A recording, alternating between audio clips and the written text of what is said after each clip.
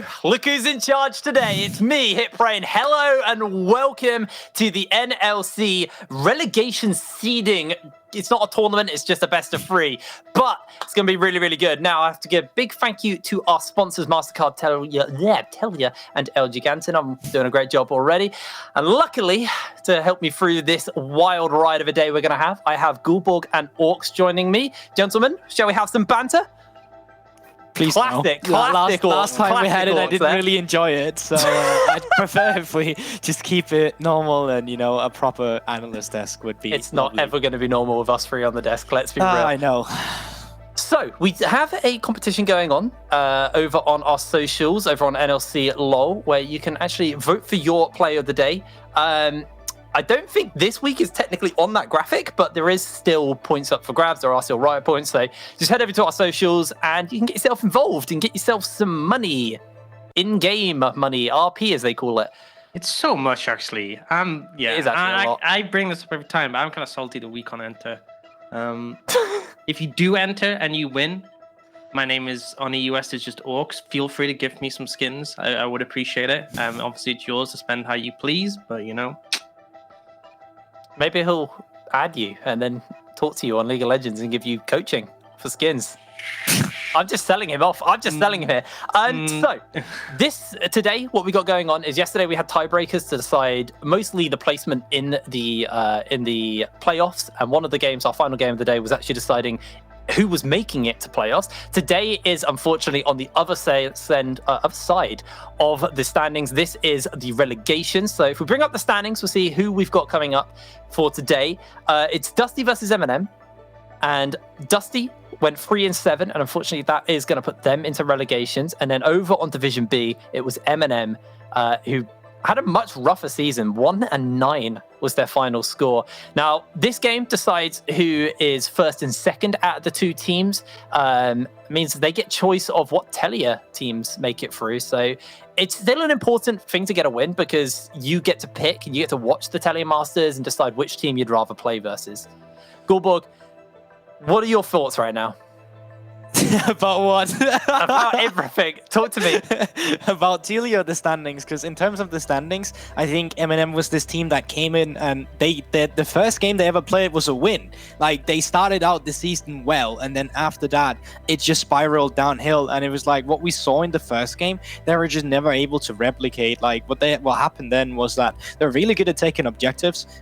They just stacked the Drakes, and it looked clean until the late game where they looked shaky, but in the end, they were still able to close out the games. But ever since then, they just haven't looked comfortable on the Rift. And to me, honestly, I get kind of emotional about it because I see Raxi there, who used to be a Nordic legend. Like, he won the Nordic Championship. He even sent me out in the semifinals back when I coached, and they denied me my first European Master. So to me, this guy has a story. So to me, he's kind of a fallen champion, and I hope that today we can still see a glimpse of that kind of champion. But throughout the season, it just haven't been there. Well, let's before we talk a little bit more about today, let's actually go back to yesterday and look back at some of the highlights from our 3 games we had yesterday. Orcs, you were here with us yesterday. These games were actually kind of mad. A Quinn in our first game from Wazel.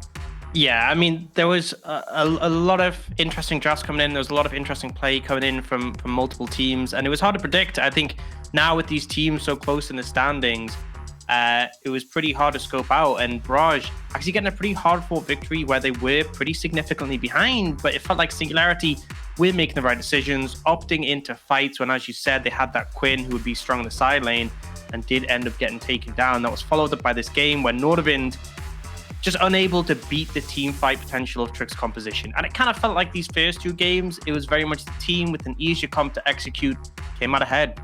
Yeah. These 2 games were the ones that decided second and third over in their groups. I believe it was second and third. Yes, it was. It was second and third in both of their groups. And then our final game of the day actually decided who was going to be the final team going into the playoffs between Godsend and Granite. And it was ultimately going to be a Granite victory. I'm glad you guys picked up because I'll be honest, I didn't actually watch these games. You have I was just hoping we could keep it going, but you know, I was just dying yesterday, so I was supposed to be on the desk, but luckily Jamato was filling in, so I'm sure he was killing it either way. But yeah, so tiebreakers are done, and we're moving on to relegations. And Dusty, to me as well, like we haven't seen much of them regular season. They had a slow start, and it looked like they were kind of tuning it up, and they're in the group where they could have made playoffs. Like 4 teams were like 4-3 or whatever the score was. They were just a team that couldn't beat it out in the end and had to go down to relegations.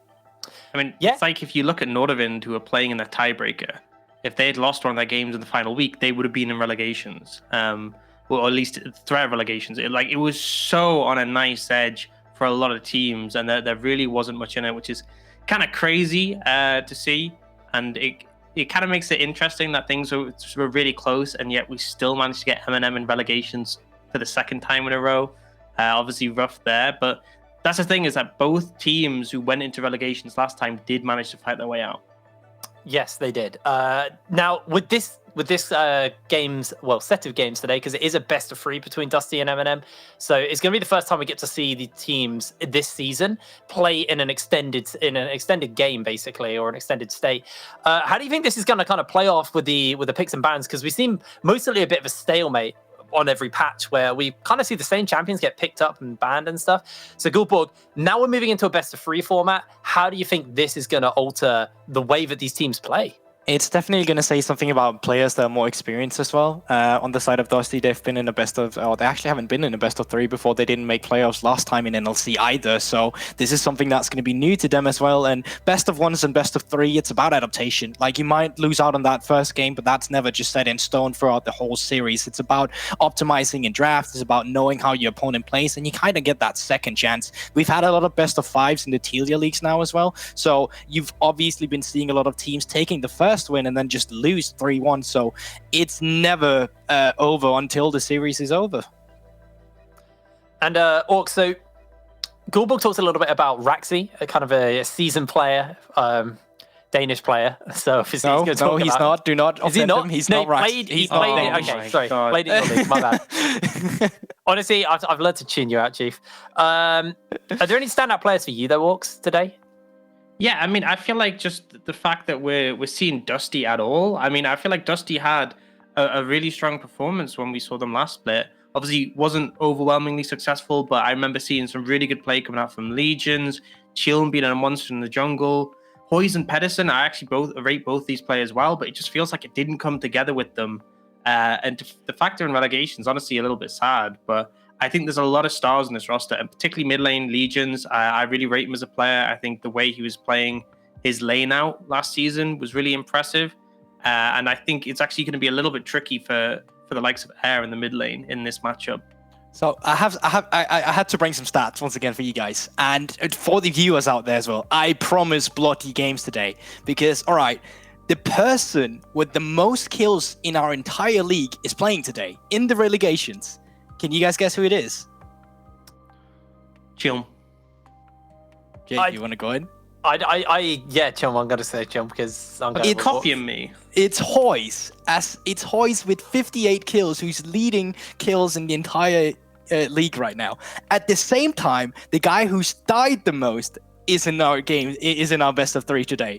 Who do you think it is? I want to say Mihivaris, but I feel like that might be. This is so toxic. Actually. It's just because it's AD carries, right? They just always get focused. I feel like it's probably more likely to be support. I'm probably gonna go with blue.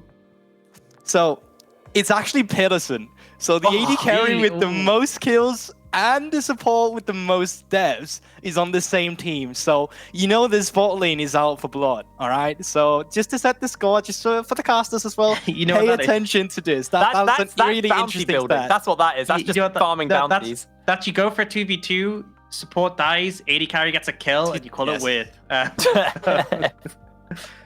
hyped. Get me hyped.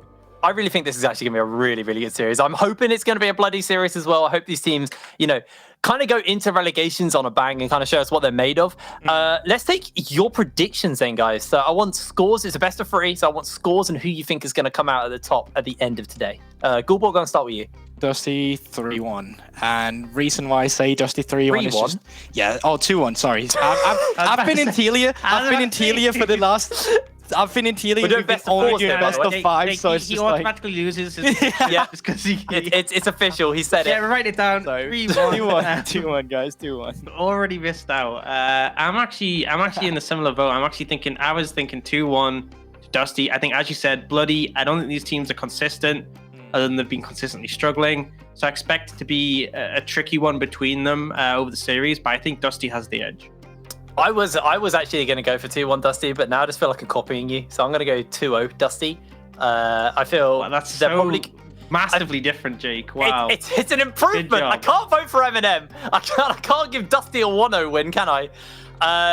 No, realistically, I actually do think that Dusty are just on paper a stronger team. I think also when you look at their performance throughout the split, Dusty were only 1 point behind the next team in their standings when MNM only found a single win, and that one was versus Kova, who also weren't having a particularly great split. So I think, honestly, Dusty should just get this, and I think the first win is going to be a big confidence swing for them going into game 2, and that's why I'm confident that Dusty will take a 2-0 in this series. And wow, look at that. I'm actually being smart for once. We're going to throw her a break on that bombshell. We'll see you after that, and we're back for Champ Select and game number 1.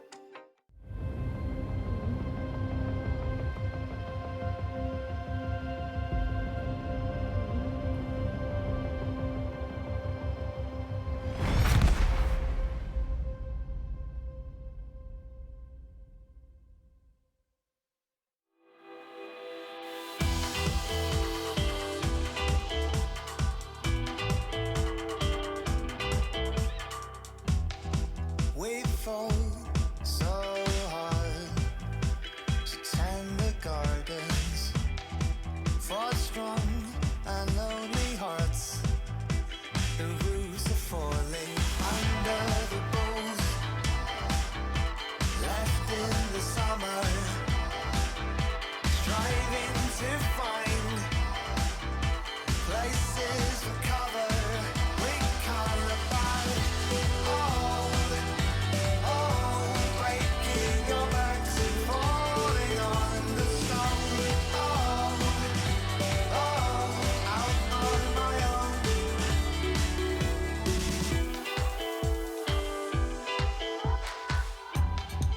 This land of which we claimed, wash it from our hands. Don't flinch or move a mile. It's safer for the houses are proud. We'll live near the forest. Say all your prayers. Ears to the ground. We can't look back. Breaking your backs and falling on the stone. Out on my own.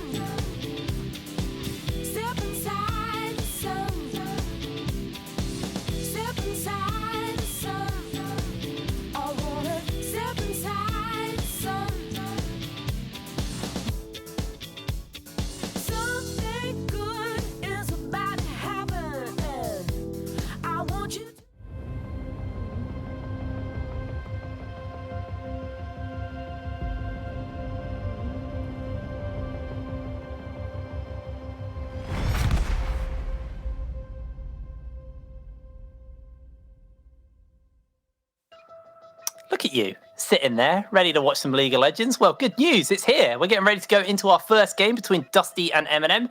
This is a best of 3, and just to set the stakes for this game, this game is obviously the first game of a best of 3. That's the stakes. But the stakes of the entire series is they get to be first or second going into relegations, which means they get to choose which Telia Masters teams they want to play. And this is like, it feels weird because the Telia Master teams are so stacked this year. Like last split, it was like, oh, they're not that good, so going down to relegation didn't mean that much. But this year, it's literally, you might get relegated. This might be some of the last matches we see from both these two teams. So what I'm hoping, at least for MNM, is that I see an identity coming out from this team, because that's something they've been lacking throughout the whole series. Like, are we playing topside? Are we playing mid? Are we playing bot? Like, why are we so uncoordinated? And I just want to see that, yeah, you might lose today, but show something that gives me the kind of ease inside myself that you will do well in relegation and still represent who you are when you go down to that Telia Masters fight. And I think for Dusty, it's kind of a similar thing about the whole identity discussion. We've seen a lot of Dusty trying to play through the top side, Chilm, support, and Flaxish. And I'm not saying this is necessarily a bad thing, but the problem is, Gulbo, you just presented us with these stats. Hoy's most kills, and then with Pedersen with the most deaths as well. This is not a bot lane who are showing restraint and allowing Flaxish to be played around. This is a bot lane who are looking for blood. I don't mind if you play through bot or top. I just want a decision to be made. Pick one, play through it, other side plays weak side. That's what needs to be done if you're going to be successful. Not just in this series, because again, journey doesn't end here. In those relegation games where the pressure is going to be even higher. Yeah, I think once we get into that draft, I'm going to be curious to see where the attention goes in for these teams, because remember, in a best of 3, you can be a little bit more flexible. You can try out something in the ban phase and go, okay, that didn't work, or realize there maybe left something open which they don't want to deal with. And we are finally into picks and bans. So far, we've already had a few bans go through. The Kaiser, the Lucian on Dusty being taken away, and then it's the Fresh and the Seraphine from MNM. Yeah, so a lot of power picks already been taken away, but junglers, who's been playing a huge part, we got the likes of Udyr, even Olaf to some extent. Some teams are still willing to play on 11.3, even though he is not in the most ideal spot. And as you said, Orcs, Lily as well, for better or worse with the Moonstaff build every now and then. So a lot of priority picks still open, but I'm surprised to see that the Seraphine is something that's coming out from the blue side ban, because that's usually something that you have to ban as a red side. Yeah, usually a very first pickable champion, as it's super flexible, can go through all 3 lanes. And interesting, Dusty have kind of just shut down a lot of aggression in the AD carry role. Obviously, Lucian's something that is more commonly seen mid, but Samira and Kaiser being taken down. Still seeing those junglers open, as you said. Rel still open as and available, and not necessarily something we always see as a first pick, still a very strong option. And Azir, probably a big talking point we've had in the past couple of days. I'm actually just going to go for the Rel in this situation. Thresh off the cards does give that a bit more merit. Obviously something that can counter engages and offer that peel. So now Dusty get choice of jungler here, and potentially could take priority on an AD carry and then leave that 3rd pick for a support if they needed to, but mid lane also still an option. Yeah, and I have to say, Rel has easily turned into one of my favorite champions for this kind of meta, just because she offers engage, she offers disengage in a kit, which is just so pivotal in a team composition where so many team wants to dive in onto you. But on the side of Dusty, you already see a lot of disengage as well. Lily is known for going Sonya's Hourglass first, so she can always just come in, Q, activate her ult, and then wait safety till it pops in as Sonya's. And then obviously the Gragas, for better or worse, you can start engaging with your cask, or you can disengage, or you can just miss it. Like, there's a lot of opportunities with this champion as well. And on the other side, well, you take the Lilia, so we go for the Udyr, a champion that's just been showing his powers in the early game and how volatile he can really be with the Chem tank build. Yeah, and obviously the Gragas also able as a flex, so could be matching up in the support role, could be going top. But we do see the Misfortune come in. Not surprised to see an AD carry here, and I think Dusty will have to match. A lot of AD carries already banned. With MF going over the side of MNM, that's a lot of strength already in that bot lane. You need to be able to pick something that's going to be able to withstand that. But actually going for the Yone instead. So potentially something that we've seen that can challenge the likes of Azir and apply pressure in the laning phase. Don't expect to see it bot lane. Likely going to be mid. But that means that MNM can really hammer down on this AD carry pool. So hopefully Hoyes has something in his pocket that he's willing to bring out. I do know Hoyes is the player who used to play a ton of mages in the bot lane. Not really something we've seen as much in the current meta, but definitely someone who's willing to bring out curveballs when he needs to. Yeah, and there's still, like, now the Sire goes away, but facilitating champions for a champion like Yone, like Jin, is still up as well. And I honestly like the third pick Yone coming in here because they're looking onto air and they're like, okay, pick a champion that will punish us. And just historically speaking in our league, air hasn't been on champions that's punishing a Yone much. Even if you go on a control mage, like, Yone will end up on a point where you cannot answer the 1-3-1 composition. So if you decide to go weak side, put this cracker spot, and you opt in for the counter matchup with the top lane, since you have red side, you can ideally draft yourself a really good 1-3-1 composition if you are Dusty. But obviously MNM still trying to shut down that AD carry pool, and if you do, you can play for your own AD carry and try to force team fights if you can get the early game stacking. But obviously that is if these comps comes out. I'm just kind of taking it to the next level, but there the Jin also goes away. We obviously know that Hoyes, like Orc says, is a mage player, a bit of an advocate for the Ziggs. It's something I always think of when I think of Hoyes on a mage. But I also do think over in the UKLC, we had a lot of kind of pinching of the AD carry pool. Things like the Ezreal and the Tristana were things that were getting picked up. And Ezreal with this Essence Reaver Duskblade build actually hits like a truck. And he's quite self-sufficient, able to kind of play safely on the edge of fights, and also allows for a roaming support to move around the map, and Ezreal can just play safe underneath his tower. So I'm curious to see what MNM want to blind pick into the top lane here. And with that 0 open, do you think Air's going to pick that up, or maybe something that can challenge the Yone? I think it's an interesting one. Akali coming out, this could be mid or top. I think the thing, it's not a full blind because like Gragas could potentially go top. For what I want Dusty to do, I think Ezreal going to be able to play the bot lane safe, put the Gragas bot, he's able to disengage the Rel to an extent, and then look for that counter pick flash, just play around him, commit to that style of play. And the Akali, if it is in the top lane, definitely something you can pick a matchup that can punish it. A lot of bruises that can give her a hard time. Camille, something that you want to shut down. So really strong 1-3-1 pressure coming out from MNM. Air opting to go for something to challenge the Yone in answer to your question, so opting into that. But this gives window for Flaxius to take a strong counter pick, and I fully advocate for that here. Dusty can play through top side in this situation, and MNM, if things start to falter on that side of the map, could be in for a rough time. Yeah, but it's also, I'm just eating my words. I was saying, historically speaking, Air hasn't been on a champion that could punish that, but goes on to the Akali here, and essentially MNM Gaming is matching Dusty's 1-3-1 composition with their own 1-3-1 composition coming into this one. So they're actually both committing to the same style of play here, and now Volibear does come in as a counter pick to the Camille. Volibear does have the priority in the early game, and if you can snowball and stay ahead of the curve, you will still win in the side lane, but you are essentially getting outscaled no matter what. As soon as you get those like 2-3 items on the Camille, there's just not much to do about that. So you hope to get snowball flashes in the early game. You want to just keep leeches in the background, wait for him to get his items, and then you weak side with bot. And it kind of goes for the same with both teams here.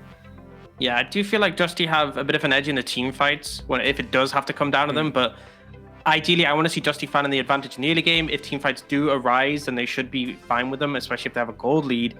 But I think they have to be concerned, because if they fall behind to MNM, we've seen Udias run away with the game, Camille an absolute menace in the side lane, and Yone will fall flat if he's behind. So I think we expected a bloody game, expect a bloody early game, very much going to dictate how this one pans out. I think this is a great game to start today off on. It's going to be chaos, and I think there's no better pair to take us through this chaos than our big daddy Scoundrel and his sidekick Foxdrop. See you in a second. You what?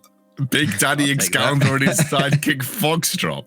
I mean, look, I'll take Big Daddy. I'll happily take it. I don't know if Foxdrop's particularly be happy to be relegated to sidekick, though.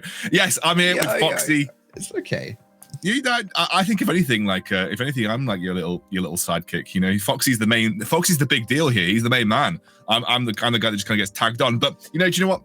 We're not here to talk about me and Foxy. We're here to talk about teams, because we have our relegation series. Now, obviously, both of these teams will have to fight for their spot in the NLC.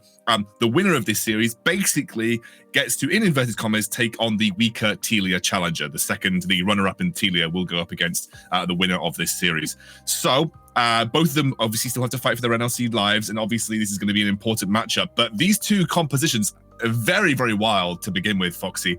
I do want to get your thoughts as we head into this game, where you think who came out the draft better, basically. Yeah, I think honestly both these drafts are relatively even in the sense of strengths for their respective team comps, right? Because I was constantly moaning and raging during the regular season about Dusty's habit to draft aggressive early game and specifically aggressive towards the top side early game, and it just never worked. Like Flaxfish it just didn't suit Dusty, and statistically speaking as well, as far as like damage share goes, Flaxfish is one of the lowest as far as top laners, and like the carries really are in the mid and in the bot. Like it's just not on Flaxfish to carry games. Now in this game specifically, you know, when you have Chill more of a farming jungler and Flaxfish is on that counter pick, but also more of a kind of chilled out pick, I would say, on the volley bear. Like it's a lot less punishing. You can just build tanky and just be it's much simplifying the game for you. Now, I honestly just really like what Dusty has done there, and on the side of MNM as well. Like I do think that you got ridiculously strong side lanes, and if they get ahead and if they can get snowballing, like that's going to be so hard for the Dusty side to deal with. Okay, talk to me a little bit about summoner spell choices, though, of course, because Air and Bobista have gone for Ignite, Teleport. Is this something that is like becoming meta, you know, especially on these sort of high mobility champions like Camille and Akali? Yeah, I think it's becoming a little bit more meta. It's still very ballsy, don't get me wrong, you know, and the biggest downside to these summoner choices is the vulnerability to getting ganked. However, when you're playing versus Lilia, who's less about ganking and more about farming, it's not as big of a deal. But as we've seen in the LCS countless times with Blabber's mind control techniques, if you pick Talia and take, if there's still an enemy team, I should say, and you're playing without flash, then yeah, that's a recipe for disaster. But it does give you a bit more pressure in these side lanes and means that your 1v1s obviously are a bit stronger as well, which I think is fair because Yone versus Akali, Volibear versus Camille. These are two matchups that are a little bit tough for MNM and can actually be given the edge just by having that Ignite. So, I mean, is this something that, I mean, I imagine MNM are going to want to transition into a 1-3-1 because I really feel like if you're running side lanes without flash, not only does your team fight, you know, especially as assassins, your team fight execution capabilities become a little bit weaker, especially versus an Ezreal, but, you know, there's only limited efficacy that you can get out of the ignites as the game goes on, and I really feel like they shine better in those 1v1 scenarios. So are we really looking at like MNM looking to accelerate out of their solar lanes into a strong 1-3-1? I would imagine so. As you say, like trying to group up here is probably going to be a little bit risky. To be fair, something to bear in mind as well with the ignites is the grievous wounds effects that it gives you. There's so much healing in League of Legends nowadays, right? There's fleet footwork as well. There's two conquerors on the side of Dusty. I would imagine there's probably an Immortal Shield bow coming out of Yone, and it's just like, honestly, everything heals. Everything heals, and Grievous Wounds is just a must. The fact that you don't have to pay the Grievous Wounds tax because you've got an Ignite, that's something, and you know, this allows you to go more towards your one-iron power spike. But hovering around the top side, we're going to see some action here because Lily's around. Udir's here for the crab as well. I think Udyr just smited that one away, so he's going to get that and have the opportunity now to actually maybe even go for a double crab if he so chooses, with that bot side crab being up as well. Yeah, they don't actually have much prior in bot lane. Obviously, you actually see that it looks like Mihai has gone back, and it is also blue just heading towards the mid lane. Now, I think Lilia is making her way over. You don't really want to get double scuttled by an Udyr in the early game. You might fall behind a little bit too much, and I think Chelm will just move over and take this river scuttler with ease. Yeah, I honestly feel like this is a bit of a mistake from MNM because MNM's bot lane had to push. Like, they pushed it in. Hoyes and Pedersen were playing relatively under their tower. You can see Hoyes has got a good freeze off to his side of the map. And you saw Blue, like, he was moving around. You know, like he was good to go. He was ready to make an impact on the map. But Misfortune just recalled and bought a Cole. So it's like, sure, that's a good recall. You get that Cole in and that's fine. But I think, honestly, in the grand scheme of things, if Raxi had gone towards the bot side, they could have done a little bit more there, as we're seeing top lane going for a trade as well. I just think it's a bit of a missed opportunity there for MNM to really put pressure down on Chilm.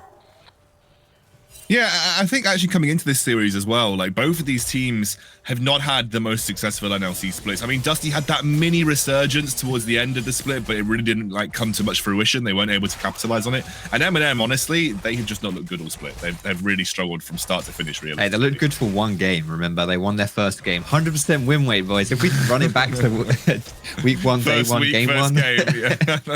They're the kings of NLC, baby.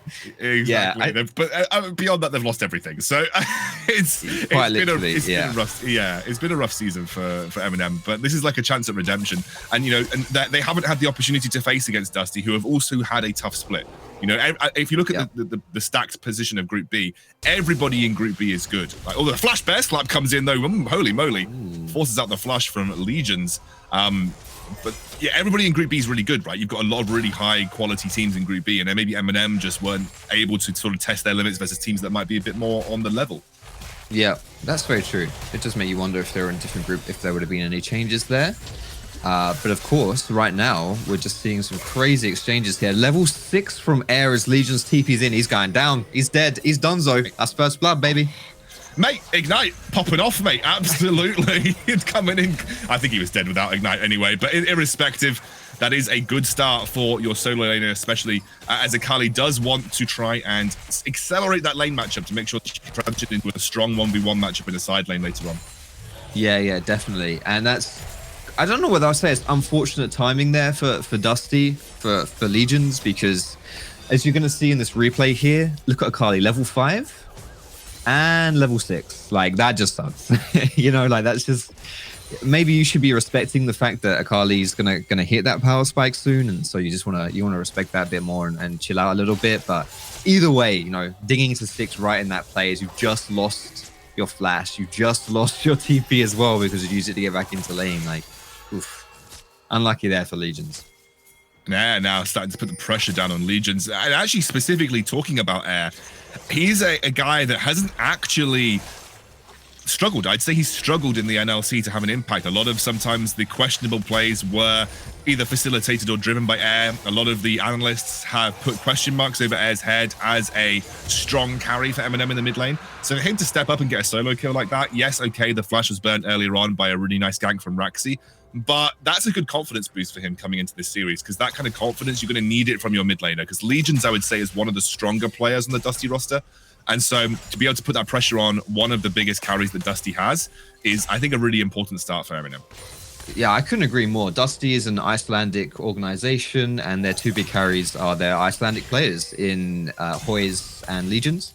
Hoys has not really had to do too much so far because he's just playing Ez, and that's beautiful stuff. But as you're saying, Legions has had fair few games where he's really popped off. He's given us some banging interviews as well, to be fair. So, he's definitely had an impact on the NLC, and to put him down early is something that, as you say, a really big confidence boost for MNM, who otherwise, haven't had a great time of things so far. It's like their last 9 games they've played have all been big fat L's, and it's just, that's got to take a toll on you at some point, right? So, and you take anything at this point.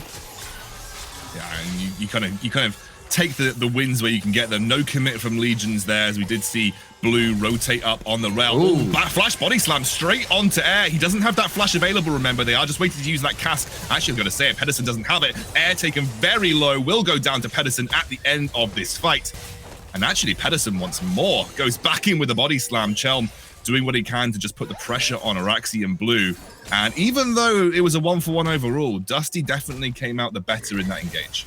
Yeah, and they're going to be able to crash this big wave under the tower that Air is going to miss out on. Oh, we're going back in. Oh, we're going in, baby. Magnet's kicking up a storm, but it doesn't matter because he drops down. Double kill for Dusty as Chelm and Pedersen pick up 1 apiece. Yo, and Flax's tower dive solos in the top lane. What? Okay, all right, beautiful. Man, this is a crazy start here. We got best of 3, guys. This is a best of 3. This is only, we're not even 10 minutes into game 1 and things are already heating up.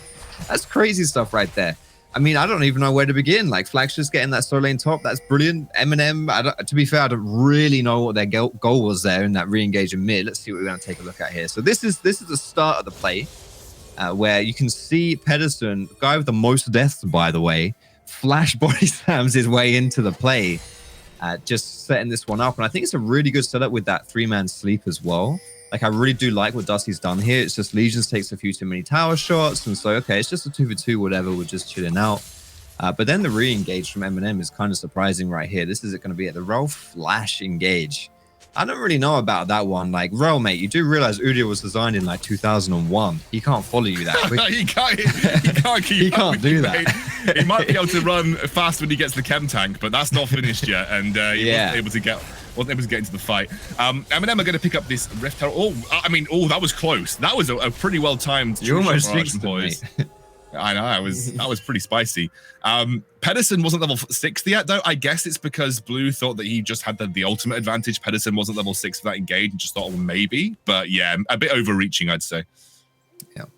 It was relatively close either way. And of course, that we didn't get time to praise Flagships in the top side, which I Volibear into Camille is favored for Volibear, but that was just really, really solid there to get that solo kill.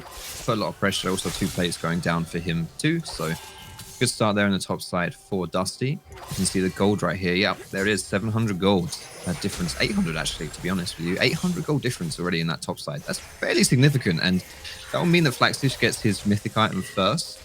And that big power spike there should really put some pressure on Bobista, especially since he doesn't have flash. Once that, it looks like he's going for Divine Thunderer, so once that's built, I don't know whether or not Dusty want to try and maybe even dive Bobista again, because that's definitely something you can look to repeat with that Volibear ulti as well, cancelling out the town shots. And when you said that Flaxish didn't carry, he took that personally. He did. Now now he is keen to prove you wrong, Foxy.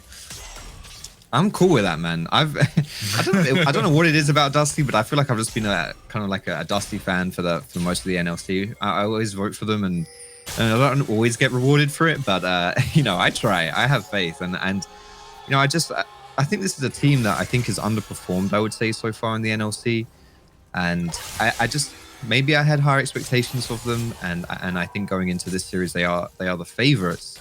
But all in all, I like good League of Legends, and I think Dusty has had flashes of giving us good League of Legends. It's just been a little bit inconsistent, and so far we're seeing, that inconsistency has been their downfall. As MNM now looking for a bit of a look-see here for Dusty in that mid lane, but not going to find anything just yet.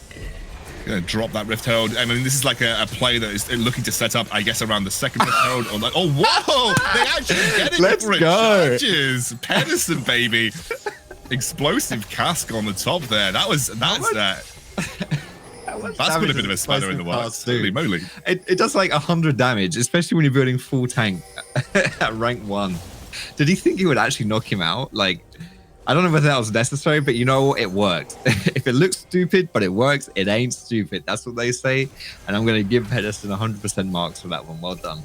I mean, they stopped the charge. At the end of the day, every little counts in that scenario, stopping the charge. Now, second Dragon is going to get started up. MNM have positional advantage for this. I don't know. I mean, the teleport's coming through. They want this fight right now. Immediately, they engage straight onto the rail. There's the knock-up. They get the first kill as the fate is sealed. And now, the bear absolutely slaps forward, but hits nobody. Looks like Mihi Barros will go down to Hoyes on the sidelines. Honestly, I was really hyped for the Flaxish engaged, and he kind of just engaged onto a piece of ground. So it threw me off guard. But nonetheless, Dusty do get a couple of kills off the back of that. Yeah, well played Dusty right there. They do lose the dragon there. MNM able to pick that one up, but getting the kill advantage, as we're going to see a bit more of a fight right here. Flaxish, I mean, you can just beat this guy up. Wait, can you just beat this guy up? Of course you can. I don't think. Have him, mate. Have him. I mean, he's going in. What? He's going to shut the shutdown. I mean, Ud is broken, right? Okay, right. So who would win, one fake bear or one actual bear? Apparently, it turns out that the knockoff bear brand wins the fight. I genuinely think if Flaxish had just dedicated to that, well, maybe I think he would have won, but I think he was afraid of it being a 2v1, so he just ran. But whatever. Anyways, take another look at this dragon fight here. As you say, I was kind of pumped for something happening here as well. But really, it was just kind of chill. MNM securing the dragon and then just kind of picking up some extra kills on the backside there. Nothing really as exciting as we were hoping for, but I genuinely think here, I don't know, maybe I'm crazy or something, but he's got Conqueror up now as well. I think Flaxish is afraid that he's gonna get collapsed on by the Akali or something, because that W is just so crazy strong once you've hit the same target consecutive times, right? It heals you for a crap ton of health. It does extra damage. It makes Volibear the 1v1 king. And he had his Triforce complete. I really think, and his Conqueror's pot, we didn't get any hits off. I don't know. Maybe I'm wrong there, and I know Udyr is something special right now, but I think Flaxish was just over-respecting the potential of that not being a 1v1. But good kill there for Raxi. Able to pick up his Chem Tank now and move towards his second item as well. Shall we kind of take stock of where we are in the game? I mean, I'll say that, Udin really doesn't want me to make this happen, but we'll take stock of where we are in the game. Big items being completed across the board. You mentioned Triforce, that's also there for Camille. We have the Chem Tank. Pedersen, I mean, he has got the most deaths in the league. He's looking to add another one to his list right now as he gets stunned up by the Rel. Flax just now beating down on the Misfortune, who's had an absolutely terrible game thus far, but she stays asleep, or stays alive for the time being. They'll trade 1-for-1 overall, and now Chelm and Legion's back out. I think Pedersen may just be given over. Air picks up the kill, trades again, another 1-for-1 on the back here. MNM come out on top in this engage, but it was a close one across the board. Yeah, it was a good fight right there for MNM, picking up some kills. 3-for-1, I think that is at the end there. 3-for-2, apologies.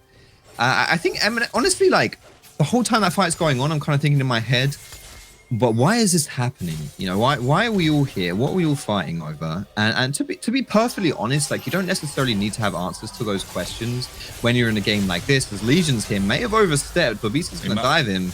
I think he did just overstep. Yep, and Babista gets the kill with blue.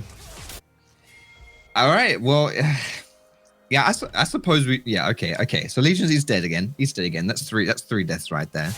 But he's a Yone, you know, he's just turbo sprinting it to that 10 death power spike. So we're gonna see this one happen again. So let's see. There, we dedicate a TP to this, so that's why everyone's down here. So it looked like Dusty were kind of in the middle of this lane swap right here.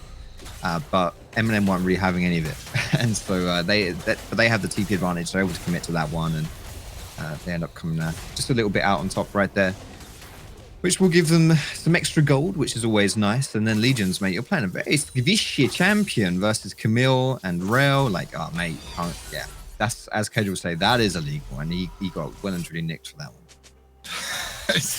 Absolutely did. One thing I will give credit Legion's, credit Legion's for in that last fight is he actually fate sealed towards the Lilia, who was escaping, because he predicted the Akali ultimate dash, and he actually caught her after the dash. So that was actually a nice little ultimate coming out from him. Now it looks like they've caught MNM with their pants down a little bit here. Going to get themselves a free mid lane tier 1, just out rotating the MNM roster, and that puts them firmly at about a 1,500 gold lead. So nothing special, nothing to write home about, but it is a lead for Dusty nonetheless. Yep, and 25 seconds until this dragon spawns right here as Dusty is setting up for it. They have this vision advantage, which means that MNM might face check them here. But Dusty moving towards mid. I'm not sure this is necessarily the play. Like, I honestly think you could play around Fog of War here if you're Dusty. And by playing through Fog of War, you're going to force MNM to face check into you. I know it's going to be a rel, but still, either way, you have that kind of advantage on the map where MNM aren't 100% sure what's going on. And there it is. There's the face check. The fate seal does not hit though for Legions. Now Air will be trying to dive away. He doesn't have flash and just gets chopped. Absolutely had his head bitten off. Now the second Rift Herald will get dropped mid. It looks like they're just going to trade the Dragon for mid lane tier 1, but there is another charge that can come out from Shelly here. Yeah, so this, honestly, all in all, this is really well played by MNM. I think that they decided to just not bother with that dragon. They know they've not got vision. They're going to be face checking. It's going to be risky. So instead, you know, you just slap down that herald. You play for mid towers instead. Perfectly fine handshake right there. A little bit of miscommunication on the side of Air. Like, it's totally fine. He just shouldn't die. And then you're fine. You know, 100%. You roam to top, rotate to top here as well. Get this tower. Like, all in all, if you're going to lose Dragon, this is about the most graceful way to lose it. In fact, I would say MNM probably come out on top overall, and that's just really smart decision making. I'm proud of you guys. Well done, guys. I actually think they've been playing this 1-3-1 relatively well so far. It hasn't been a traditional 1-3-1 in the sense that they just stick their solo lanes in the side lane at all times, but they've managed to control the waves in the sense that they have now picked up those tier 2 turrets, the tier 1 turrets in the side lanes. They've opened up the tier 2s now to be threatened. Now this is where it becomes hard if you're playing a 1-3-1, because you've got to push towards the scarier side of the map, you know, whether you've got to have good vision control of the blue and red side jungle to make sure that your split pushing works out. But it has been relatively successful for MNM thus far. They just need to continue that pressure. So I think what's interesting here is, exactly as you say, you're going to have to push out further on the map now for MNM. And that means they're going to have to get some vision, and that comes down from Rel mostly. Like, Rel's going to have to pair up with someone, whether it's a jungler, whether it's another laner, to just walk into a lane and walk into the jungle, and get that vision down. Pretty standard stuff here. You push a wave out, you walk into the jungle, get that vision, and then you'll be safe around this area of the map. So as you can see, like, they're moving through, they're dedicating their bodies to the top side of the map right here. And Dusty are actually going for a TP flank. This is going to be a big fight. It's straight onto Chell, who gets bopped by the bear, the fake bear at that. But the fake steal is big, huge play from Legions, and they get 2 kills off the back of it. And now Blue Sky dunked by the bear. Raxi, I mean, it's fake bear versus really big bear, and he doesn't want that fight. He's going to back out. Yeah, and there it is. As highlighted here by Observer, Air's just not there, you know, but he doesn't have his TP up. And MNM have to respect that. Like, yeah, you push out a wave, you walk into the jungle, you set up vision, but yeah, don't go that far forward. You know, they just really, they kind of set themselves up for a bit of disappointment there with, you know, getting caught out by that TP flank. Because Raxi is tanky, but maybe not tanky enough. I mean, they have the CC coming out. He flashes and gets the shutdown. Hoys will walk away with a cheeky little bit of gold in his back pocket. Now, here comes the flank coming through from the top lane. Again, Air now focused down by Legions, desperately searching to assassinate that Ezreal on the backline. Now, Ezreal has given away his position, but Air will be forced to dive out. Here comes Babista. The pincered by Babista. Hoys over the wall, and the ultimate drops onto Legions right now. This could genuinely be a Baron. If they're not careful. No. Air's taken low. Wait, Legions is still alive. Bloody hell. How is this man going? He's got like vampire fangs or something. As now Chelm joins the party. They're popping off. Babista taken low, and Legions is not even done, mate. Look at him. He's still going for it. This guy wants more. He's hungry for blood. He dives back to the spirit, and now he's on to Blue. And Blue is about to turn very, very grey as the double kill comes out for Legions. I can't believe what I've just bloody seen. Legions, mate, that was heroic right there. Maybe even mythic, in fact. MNM, you've got to respect the fact if you ain't bringing garlic to that fight, you ain't bringing down the vampire. That's just how it works. Everyone knows that. Now we're going to get a remake of the bear versus bear, fake bear versus real bear. And I think real bear's going to win this one, finally. Get himself some revenge in that fight. Flaxish there with his Triforce.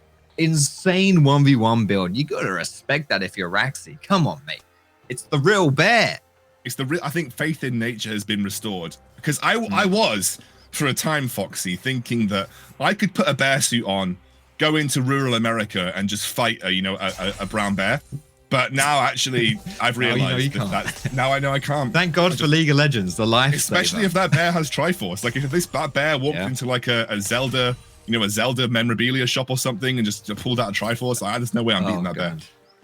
You know what? I will keep my eyes out for brown bears with Zelda enthusiasms about themselves. Thank you for that advice, Daddy Scoundrel. As we're looking at the replay here, we were looking at the replay there because we've actually got more important things happening here.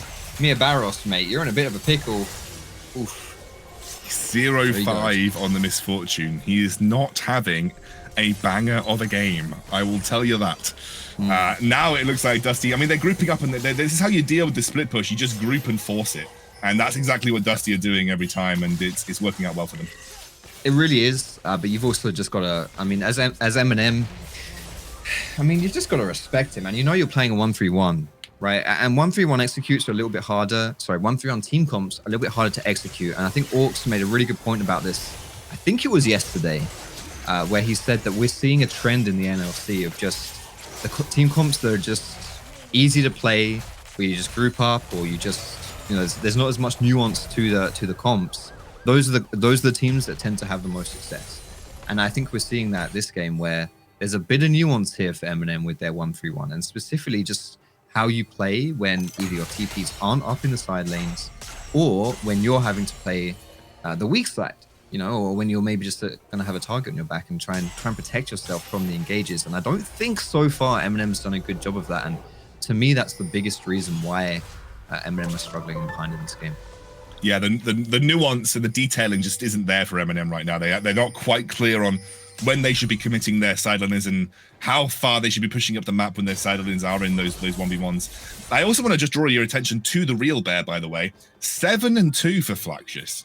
Like he's been an absolute beast. I mean, excuse the pun because he's literally playing a large beast, but he has been he really has beast this game, and I think a bit of redemption for him from this split, which hasn't been his finest, if I'm honest with you. It's great for him to have this kind of performance at the end.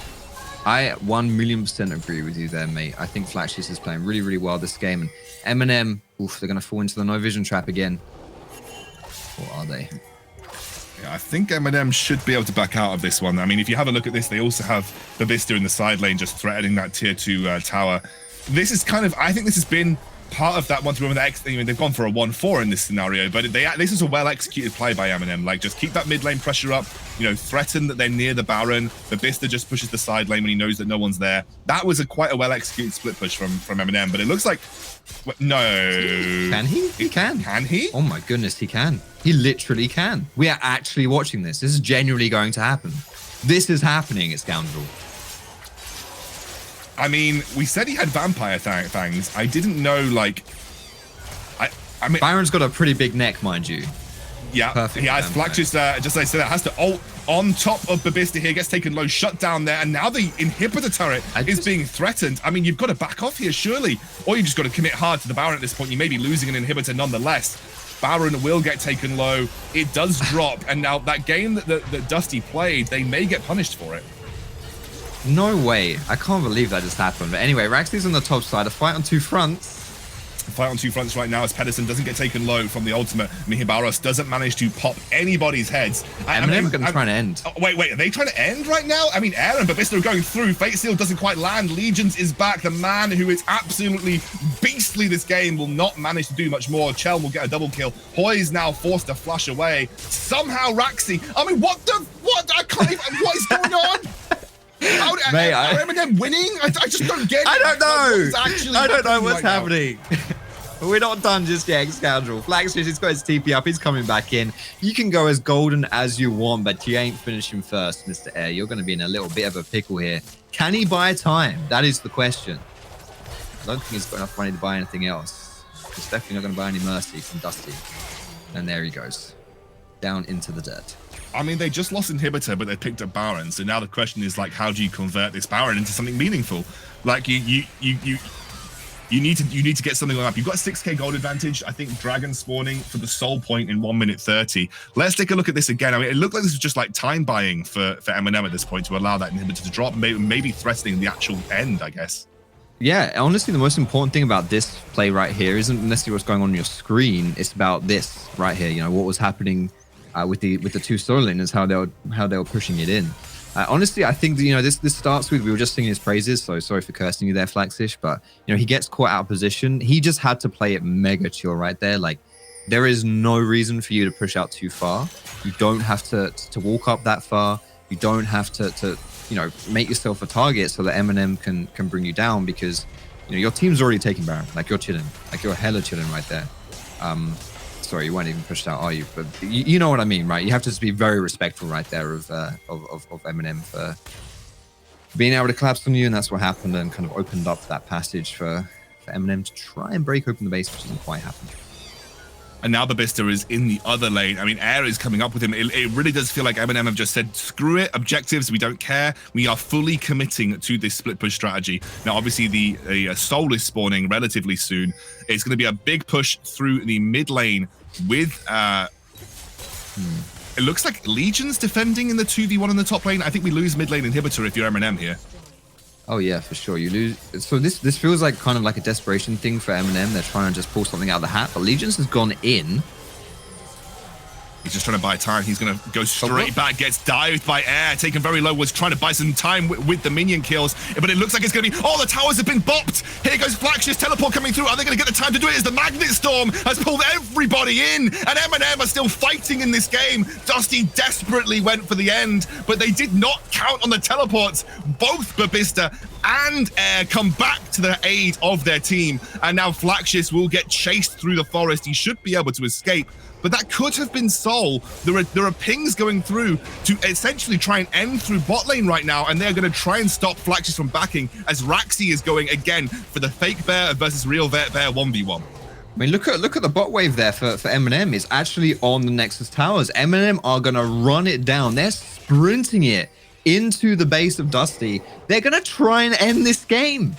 I mean, they've got Legions up in 3 seconds time. There are some low HP bars for MNM, but they are focusing down those turrets. I think, wait a second, did Babista just die? Yes. Did Babista just bloody die to the turret? Oh my God, what is going on this game? Legion's taken low. They're immediately forced into a 3 versus 3 as now Chelm comes back into the fight. Air gets a trade onto Legions. And how the hell has no one come out victorious here? A double kill for this Akali, but MNM can't finish. Flaxius is going to soul. Just take the soul, Dusty. Just take the bloody soul. Flaxius might have a cheeky flank here, you know. Is it? Yes, he is. He's going for it. Straight onto me here, but I don't think you're escaping. No, I think that's an Triforce easy Bear. Yeah. That's it. That's where it's at, honestly. I'm a big fan of Triforce on Volibear. It's very greedy, mind you, and it does make you quite squishy in teamfight scenarios, but your 1v1s are pretty much unparalleled, especially in a draft like this, where the Volibear is not really going to find anyone who can beat him. So beautiful stuff there to pick up the soul eventually. I mean, I say beautiful stuff. I'm going to be honest, that was blooming ugly. But at the end of the day, you know, they do get that soul, and man, there's just so much to say about this right here. You see that? I don't know what that was about here from Babista, but even Mia Barros there flashed forward to get closer to the Nexus tower. Hit it. Like, there's just so much going on, and I'm not really sure where to begin. Like, I think we could even go like 5 minutes back here when we were talking about when we were seeing that top lane play, right, where it was Legions versus Air and Babista. Like, if it hadn't TP'd back in to defend the base, and they instead TP'd more aggressively, I honestly think they probably could have ended, because I think Dusty kind of, I don't know what Dusty was doing either with that push in the base. Like, I just don't know. And Babista's gonna get caught out here. Babista absolutely screwed that one up, mate, because he did not get a good hook shot and doesn't have flash either. And that is an easy sleep. And now Dusty, is that just the end? Legit? Is this how this game ends? I cannot believe this is the end. I mean, this can't be the end, surely. We've had such a climax just before this. If it ends on a whimper, I'm going to be really sad. What's that about? This whole game has been one flat out from start to finish cacophonous roar, and it's gonna go out on a measly whimper. Let's see whether or not MNM can defend.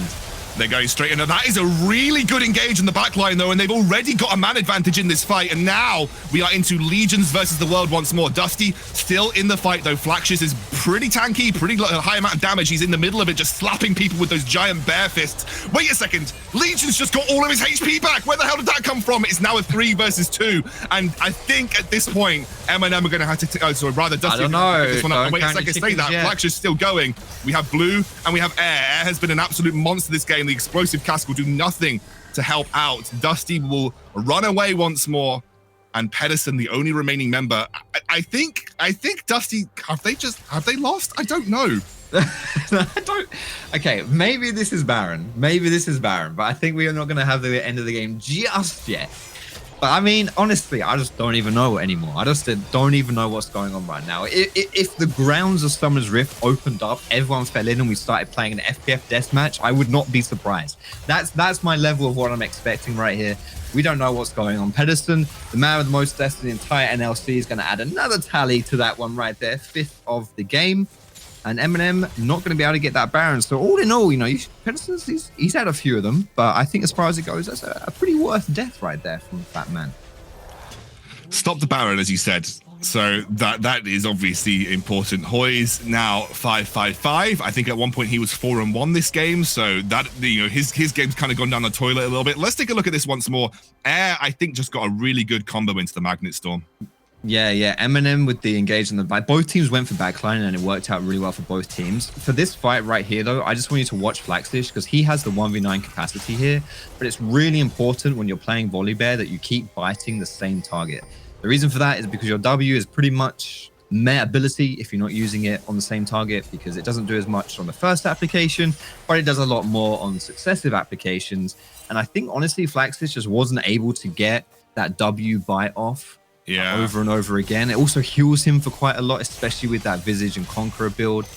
So, you know, the thing is, like, he just wasn't able to find the same target.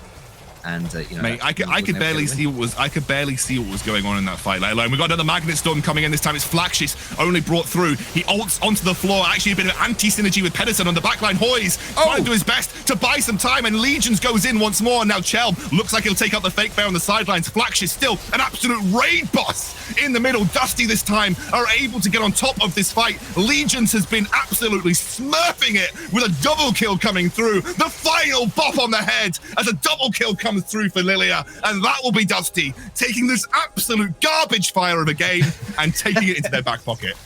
A fire is a fire, man. It's still warm. And I'm happy about that. I was feeling pretty cold before this game. 35 minutes on the clock. Game number 1 of our best of 3. This series determining the seeding for relegations as we move forward here in the NLC. Dusty, they're going to pick up the first win of the series. It wasn't pretty, mate. It certainly wasn't pretty, but it got the job done for Dusty. They have one more game in this series to win, so they get that. Look at that chat. You see that? They were laughing. It's like best game ever. It was quality game absolute. for the last 2 Oh place my god! team. I could make a Simpsons reference here, but I'm not going to do it because I'm not sure it's particularly good for on air. But there is a specific scene on a cruise ship where they have yeah, you guys probably know the scene that I'm talking about. I know where this is going. That's what I just saw this game. That is what I just saw this game. Now MNM had the chance to bounce back, but I really cannot wait to hear what our analysts have to say, because I'm sure, as we all saw, there was some high quality League of Legends to break down. We'll see you soon. It really was. I don't know how Odessa's going to find it. Like, I know they have their... We'll see you soon. Yeah, we'll see. We'll see you soon. Yeah,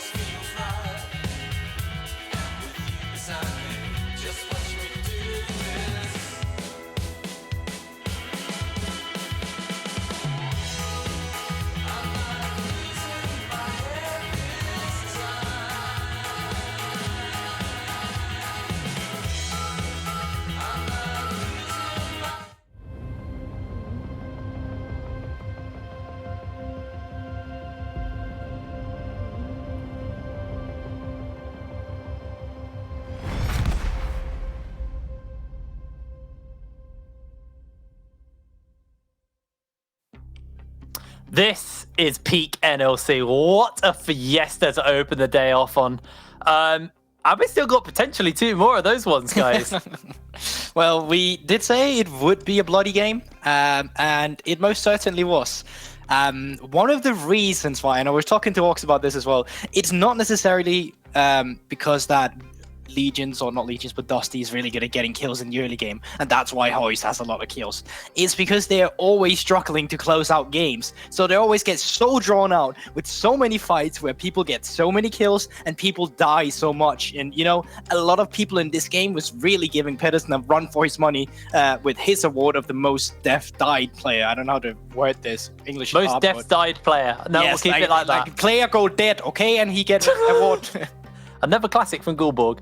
Got dead. Now, Orcs, I believe you're going to talk us through your favourite play from that game, and there was a lot of them, so you have to narrow that down to one. Here you go, your moment in the spotlight. This one is just honestly, it speaks for itself. I'm just going to roll out.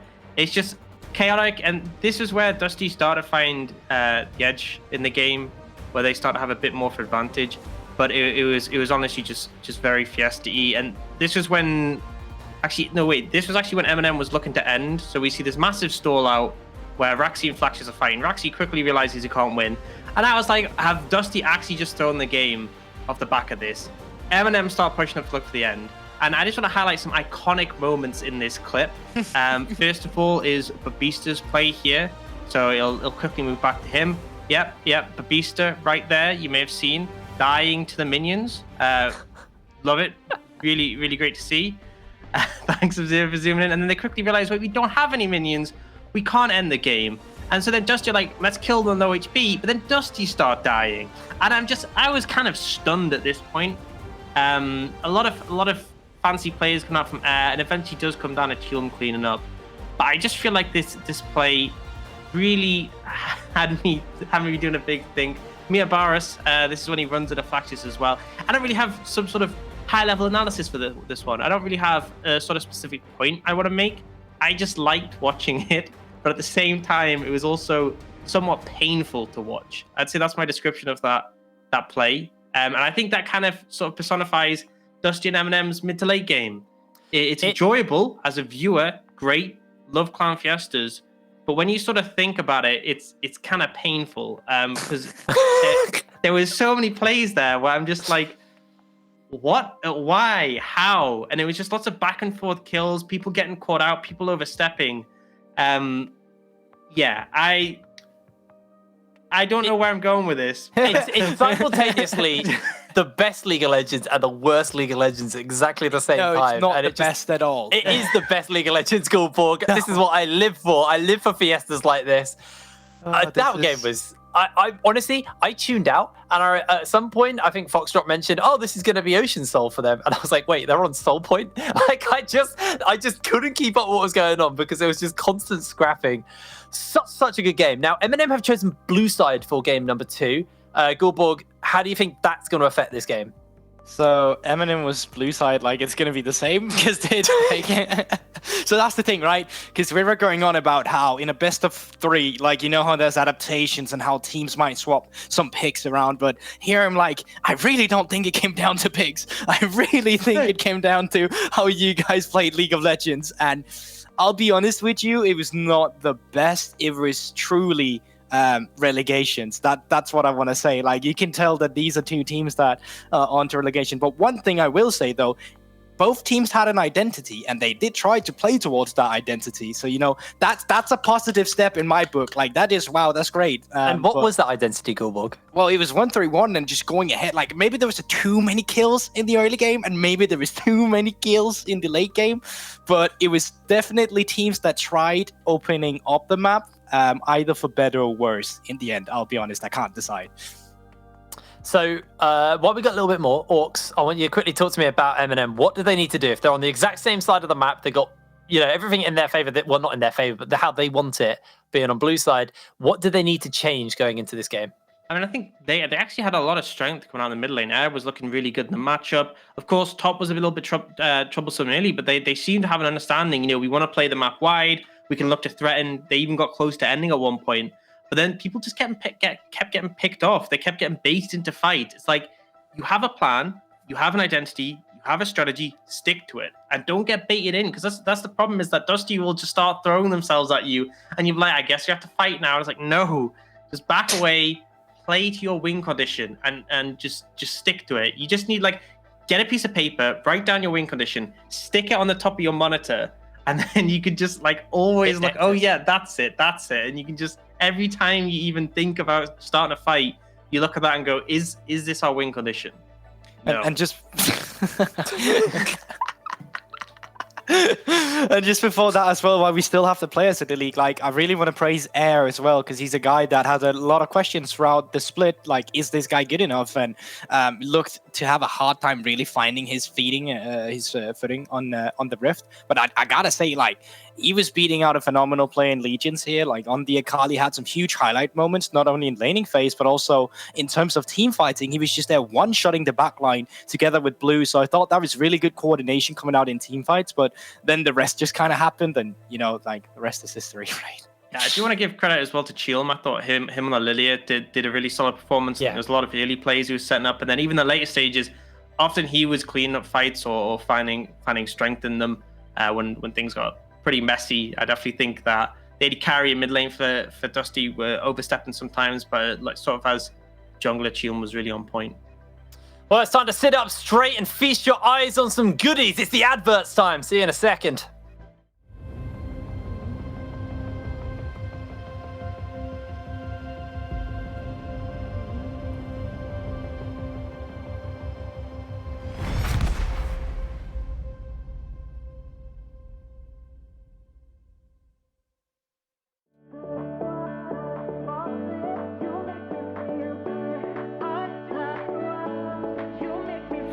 Stay sweet summertime, sipping in a high, we caught a fever for two. Go together like neon in the night, I know I'm better with you. I know that you see me the way that I am, floating on a feeling with no other plan. You make me feel good, lost in the moment. You make me feel good, hearts running wild. You make me feel good, love like I'm falling, know that I'm all in. It's you every time. You make me feel good.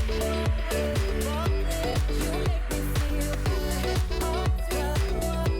You make me feel good. You make me feel good. Hearts running wild. You make me feel good. Here by my side, I'm in love with every little thing that you do. You're my paradise. As long as I got you, I know my sky will be blue. I know that you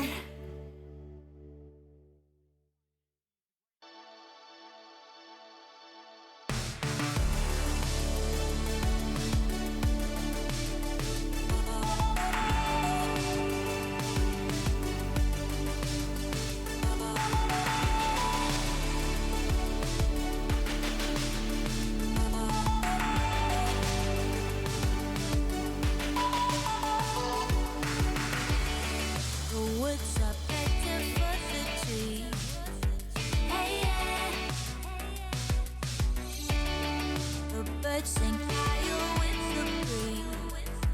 Hey, yeah. Hey, yeah.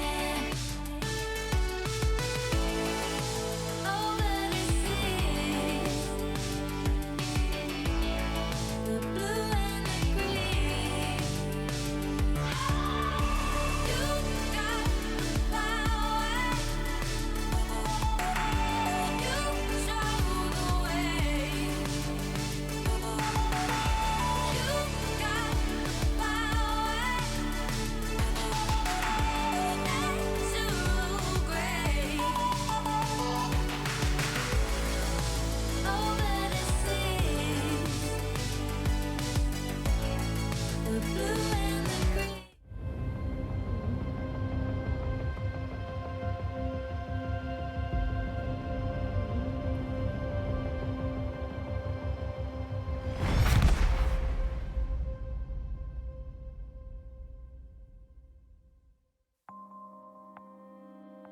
Thank you for telling me we're coming back on production. Hello and welcome back to game number 2. So we're getting ready for our second game of this game between Dusty and MNM. Fiesta to start us off.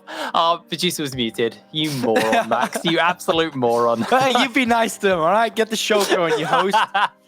Yeah, unfortunately, we are actually looking for a new host now. Jake will no longer be with us after today, so feel free to send your applications into goodbyejake@nlc.com. Do we have that? Oh, no. That was peak production right there. All right, we're Yeah. heading into second game here, Jake. Do you want to take it onto the versus screen, or do you want to lead us into pick and ban, or what's I going on? don't take see it I onto the do. versus screen. All right, I'm don't the have new that power. host. All right, so Jake, tell me about these bands here. What do you think? Well, these are actually the same bands we had in our last game. Exactly the same, actually. I can't remember what I'm gonna Dusty's predict second this. band was. Lucian. Yes, it was the Lucian, wasn't it? Yeah, wow. I mean, if they ban that again, I'm just an absolute genius, you know. And what if they don't? Then They didn't. they are wrong, because that's not what they're supposed to do. No, they're banning the Camille away from Vista, and I think it's one of those things where if you are playing through top lane, like we saw Flax just doing, if you want to be fighting that early advantage, Camille causes issues because she has quite a bit of safety, obviously, in the hook shot, but also she comes back and ends up being a menace later on, obviously being able to outscale. So Lucian now open, which we didn't see last time, but MNM, despite the fact Rel is still available, not opting to go for the first pick on that, instead taking the Lilia away from Cheon. I like the decision. I think Cheon was really impactful on it. The Udyr obviously was strong, but in the later stages, it just doesn't hold up to champions with more, we'll say, recent kits. Yeah, also to just kind of take it back, what Orcs meant is like nerf Camille already, so they have to put it on the ban bench here. So Lilia comes in into Hecarim, which is a matchup we saw a lot when Lilia was released like 1 or 2 months after, 1 month after, I believe. And they are both champions who are really good into other champions with low mobility where you can kind of run at them. So they stylistically have some of the same thematics, where Hecarim is more of an all-in champion, and with Rel not being first pick, Pedersen opts into it now. And I actually think it's a kind of shame because Blue really had a nice Rel game with some great engages followed up by Air in the mid lane. So now it's up to Dusty to kind of have this both disengage but also engage with a Hecarim follow-up, which can be crucial with the E even being setting up on the Hecarim as well. I like the Xayah pick coming in here. Again, with a lot of AD carries being thinned out, you want to have that in your first rotation. We saw the pool get thinned by MNM last time round. You could take support here if you wanted.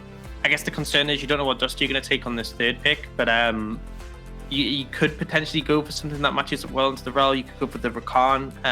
There are options here, and it seems like MNM are opting to go for the Rakan here. So give themselves a strong bot lane to sort of match it potentially into the Rel, and securing those before the second rotation. Dusty just going to match. So there is potential. You could pick like a mid laner or a top laner here, and then you can ban away champions that have an issue with.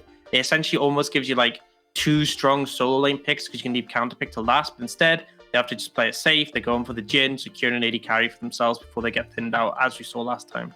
This can be kind of rough because last time we saw both the AD carries being kind of on weak side duty, and to some extent Hoist will be the same on this Jhin, or at least I believe so, just going out of what we saw from Dusty before. But there is room for Mihai Boros and Ashley Blue to come in and punish an immobile champion like Jhin, especially when you hit level 6. To follow up from Lilia, it's just 1 sleep you need, and then there's not really much you can do as an immobile AD carry as you are as Jhin. So there's definitely a bit more flexibility as well. I love Xayah in this meta just because she offers offers so much disengage, and that's perfect when you play against a champion like Hecarim as well. Well, there goes the Yone. Not going to let that go to air this time. Or the Legion was the one who played it last game. See what the final ban is going to be here from MNM. Is going to be that Victor. So mid lane's been pinched out pretty heavily. The Azir is still open though. So I do feel like that could just be a safe pick here. Yeah, you see MNM sort of thinning out these sort of safe control mids, control mage mids, and Dusty sort of thinning out these more aggressive mid picks. There's still the option of like a Syndra that's available, but obviously we have seen it sort of drop a bit in priority recently. But Dusty just going to opt to take it, wanting to be able to control the wave in the mid lane, want to be able to push, find pressure to facilitate the Hecarim, and now MNM able to answer. But as actually, as Seprain said himself, like Azir is still up, and he's just risen in popularity by a huge margin throughout the last couple of weeks, really. So definitely still a response you can do. You have a lot of ground to work with, so that would be a really safe pick. Jace is coming in here, and that could be either for mid lane or top lane, realistically speaking. But with a pick like that coming through, you kind of have to think that you want to play through topside, or just at least try to play off the bullying you get out of a Jace lane. And it's even a blind pick. So if this is top, it's going to be really bold, actually. Yeah, I feel like it could be. I think that actually, yeah, okay, cool. I had a complete brain fart. I think that definitely suits a blind pick a bit better there. The Ornn, obviously you got safe wave clear, offers good engage to follow up as well with that Rakan, so MNM do have that. Now it's over to Dusty. What do they want to kind of mitigate the Ornn with, or do they just want to, well, do they want to go neutral with it? Do they want to pick something that's going to play aggressive into it? At the moment it looks like they're also looking for someone who can kind of play that and fulfill that frontline duty to kind of join, and I say that and then Flaxfish goes, no, I'm going to play the Vladimir. Yeah, a bit of a flashy special here, something that can obviously just freely scale up against the Ornn and then be a monster in the later stage of the game. Likely going to serve as the weak side for Dusty, but it will scale into a monster. The team fight's going to be pretty insane for the side of Dusty. On the back of that, Rel, Vladimir, Hecarim, really devastating combo. And I look at MNM, and I feel like they do have some strong tools. I'm unsure about the Jace though. I know that Interlex Syndra obviously has some early pressure, and you can poke her out later on. I've seen a lot of Syndra struggle in scenarios where there's long range poke. They can just get chunked out before a fight. And with the Lilia and the Jace, they do offer that, but still not completely convinced on how this one's going to pan out. I think it's going to be interesting going on to the junglers, because I'm not sure about who's going to have the priority in the mid lane either. Like Jason to Syndra, like Syndra obviously usually has a good time, but I don't know about this matchup. So to me, it's going to be really fun to watch as well. And then I still think you have ability to punish in the early game with this bot lane, but I think you kind of need to have success in the early game to thrive later in the mid to late game, or else Dusty might just run away with it with the scaling. Well, I think it's time to pass it over to our casters. Their combined real name is Din and Woe. How weird's that? Over to you, X-Countral. It's not wrong. It's not me. Legitimately isn't wrong. I'm not even going to attempt to combine the analyst desk name yet, because Ghoulbug would just throw an absolute spanner in the works. He'd be like Judanical. Yeah, it's not even worth it. Yeah, we're into game. It is our second game of this series, of course. MNM lost the first one. Dusty did manage to sneak out that win, which was an absolutely crazy game. Like, it was back and forth. It was literally a game of catch from maybe 20 minutes onwards. But this time round, we have some different comps. We haven't seen a Vladimir for quite some time. He hasn't really popped up that much. And it is a Jace mid for air. So I'd love to get your thoughts, Foxy. Now that we're actually in a bit more of a calm state of the game, what do you make of these comps? Well, the first thing that strikes out to me is there's a lot of firsts here for these players. Jace, Ornn, Vlad, Hecarim. The players piloting these champions never played them so far in the NLC. So this is going to be a first for all of these guys. Now, as Orcs mentioned on the desk, Flaxfish is a bit... He's experienced on Vladimir. It's not like he's, first time in this in general. But still, it's interesting that, especially for MNM's case, you've got to win this one or it's all over, right? Like, it's a best of 3, you're down 1-0, and both your solo laners are picking champions they haven't played before in the NLC. So, but I for me, if you just want to keep your eyes on something, it's got to be the Jace. It's always an attention hog champion. By that I mean it's like permanently pushing, but very permanently harassing, being an absolute knobhead in that mid lane, and you just got to respect that. You just got to pay attention to that because that's going to draw a lot of attention from both junglers. Yeah, Jace is definitely a bit of an attention-seeking laner. Looks like we've got a late invade onto Chelm here. Flaxus is up on the top side of the map, as is Legions. This is, I mean, who wins this level 1? I feel like MNM win this level 1 pretty hard, to be honest with you. Yeah, who got that? Okay, so I don't know who got. Okay, so whoever got the chicken cam, it seemed like Hecarim got some of it, but not all of it. Raxi didn't actually get anything there, so I think that was kind of split between. Chell may have gotten like the mini ones, and maybe. No, actually, I have no idea who got what. He smited. He smited. Yeah. So maybe he smited away the big one. I think whoever gets that XP kind of comes out on top there. I think that's that's that. But either way, like yeah. I think actually, from the looks of it, Shelm got most of it, right? He's at 6 CS. So Chelm got 2 CS from the camp. So it depends. Was that the big one? Was that the mini ones? It's kind of misleading. You know, I'm not 100% sure. But either way, like that's a nice. You said this would be a chill phase of the game, relatively chill, and already we've got crazy level 1 happening. So there's that. But yeah, both these junglers right now, it's not going to be a huge problem what happens at level 1 because both of them want to farm, right? So they're both not really going to be leaving the jungle for some time. They're both chilling out. Nothing's really happening. So even if you are a little bit behind the pace early on, it's not a big deal because you have plenty of time to catch back up and just soak up all those jungle camps as they respawn. Well, it looks like Chelm has had to go back to base here. He was a bit of an aggressive invade by Mihibaros meant that he was forced out of his own jungle. Now going to head over to his red buff. The root comes through onto Pedersen, who's forced to dive away. Good damage coming out from the MNM bot lane early on in this laning phase, and they are looking to make their mark felt in the 2v2. And I think making their mark felt is something that MNM absolutely need if they want to come back in this series, because I think honestly, Mihibaros, especially, okay, Blue Sky's jumping in. He is now. Pedersen maybe looking to dive back on as well. Goes for the stun straight onto him. The exhaust comes through. That's a very, very low Xayah, who's taken down for first blood from Pedersen. Just as we praised the 2v2, Dusty come out with the win. Yeah, that's ugly, man. I was saying, so Mihibaros' last game was like 0-9. I don't know if he actually got a kill, but he definitely, if he did, it was like right at the end of the game.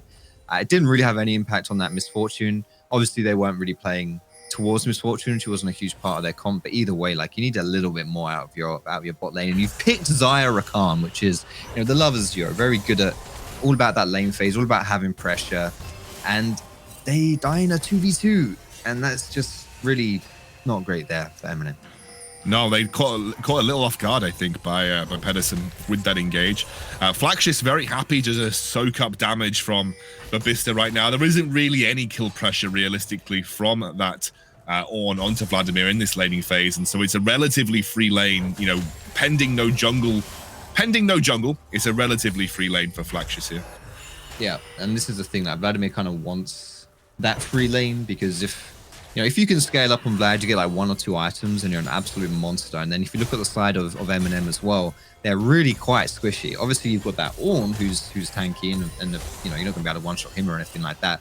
But outside of Ornn, Jace, Xayah, Rakan, Lilia, these are all champions that will die in like one combo. If you get a good flank off, like you've got that TP off as well. If you've got, I don't know what mythic he's necessarily going to go for, because I've seen Vladimir's do different things. Whether it's Night Harvester or Protobelt seem to be the 2 main ones. Either way, you get a fully charged E, you got your ultimate off, that Q in power, bam. Suddenly, you will genuinely one-shot so many people in this game, and I think that's, having that free lane will allow that to happen. You're going to see a bit of a play here in the bot. Yeah, we're going straight on to Mihibaros, who gets forced back by the Hecarim. Teleport coming through right now, looking to get 1 kill to start things off. It will be Chelm that picks it up, trades 1 for 1. Babista charged headfirst into the wall, and no one was there. Pedersen will walk back to his turret, but they burnt teleport for that, and it was a 1-for-1 overall. Yeah, 1-for-1 when you've also invested TP.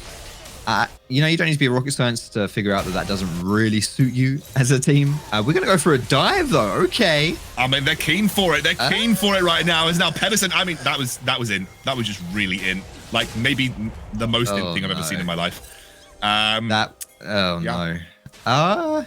Okay. What were they thinking there? I'm just trying to Nah. Wait, I can I'm not tell you. sure. I can tell you. They were like, we Okay. burnt TP for this. We better bloody do something. Yeah, So sunk cost that- fallacy in a nutshell Yeah, right sunk there. cost for sure. fallacy. Oh no. Yeah, oh man. Okay, well, things are looking pretty dire already here for MNM. Reminders, guys, this is the relegation best of 3. Whoever wins this gets the pick of the litter for who they play up against to defend their spot in the NLC, and the loser just has to take what's left. MNM, we've seen the replay right here. It starts off as a 1-for-1, and honestly, if there's no TP invested here, if it's just a pure 1-for-1, fine. You'll handshake that, not a big deal, it's whatever. But the fact you invest TP, don't get anything out of it, and then whatever this is, I genuinely, even like it's worse the second time round. I'm not sure what they were thinking, and just yeah, you just yeah, that just isn't a thing, and they're now down 4 kills to 1. They are in a rough spot, and as you correctly said, Foxy, this series really only determines which of the Telia Master teams that you will face. So, if I'm going to quote my League Ops admin, word for word, essentially, the winner will face the second placed runner-up Telia Masters team, and the loser will end up facing the champion of the Telia Masters tournament. So I think you're not avoiding relegation by winning this. You're just making it slightly easier on yourself. Flaxius does go into that 1v1 versus Babista, who had that ignite available thanks to the unsealed spellbook, but he will back out. And again, the kill pressure is relatively non-existent from an Ornn. The ignite's the best chance that you're going to get from unsealed spellbook to really punish the Vladimir. Yeah, and you can take the carry off the carry champion, but you can't take the carry out of his soul, Kiernan. Babista for MNM has the highest damage out of his entire team, despite having a pretty low gold share as well. Like, I really think he has been one of the more standout players for MNM. Even when he's playing Ornn, he's trying to make it happen. And Lilia is... Oof, she's dead. Pretty dead, yeah. I mean, it was Undead Pony versus a very fragile deer, and Undead Pony comes out on top.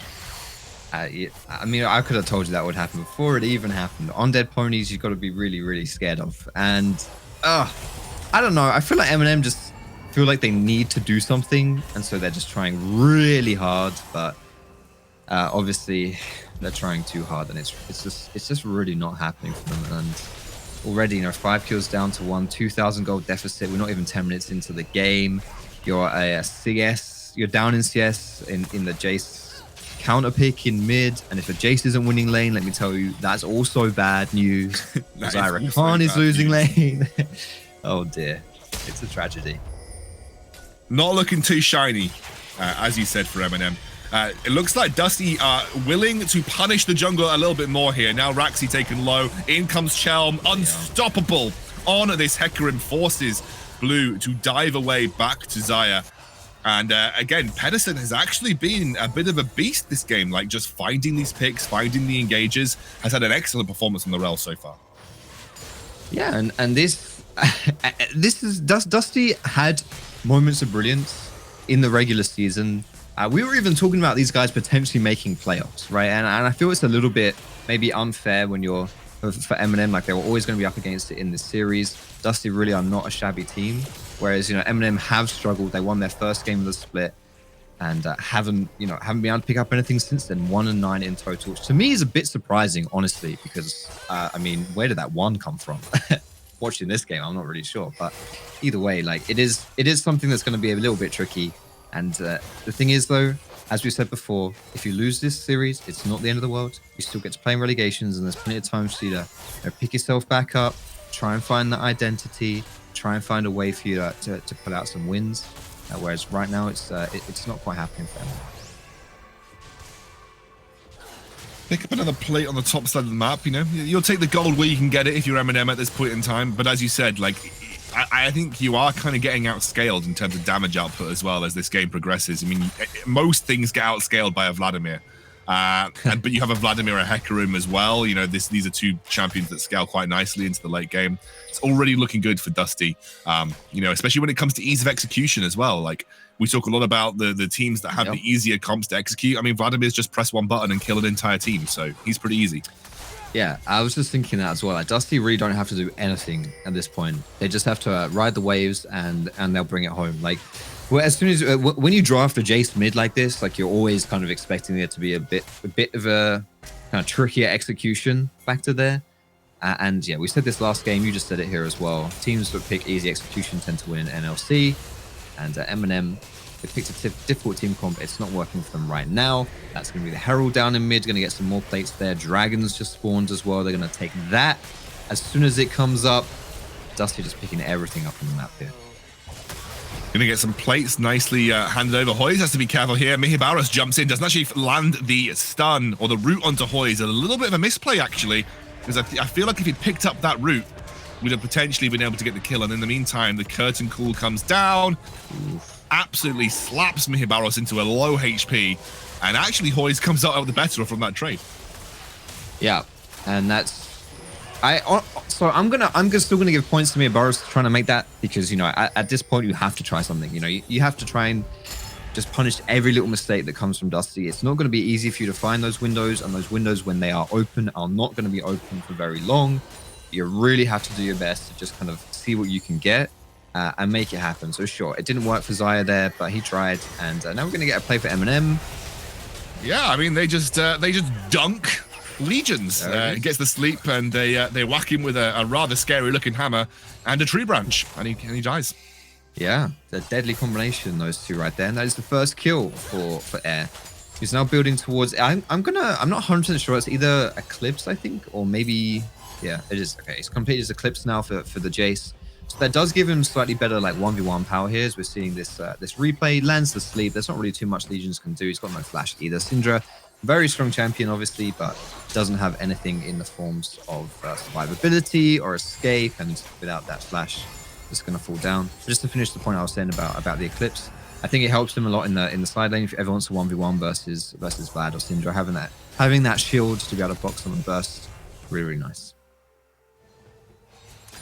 Still, Dusty are starting to push this lead out right now. We are looking at about a 3,000 gold lead at 13 minutes into the game. And as you said, plenty of scaling that works in Dusty's favor too. I mean, Babista's really struggling versus Flaxius in the side lane right now, and actually being forced off his own tower by this Vladimir. Yeah, and Vladimir just having that power. You know, when it's a ranged champion versus a melee champion, you're always going to have a little bit extra pressure in the lane. And then when you consider, okay, Chilm's going in here, I'll hold my thought just in case something happens. Maybe Legions, Raxi.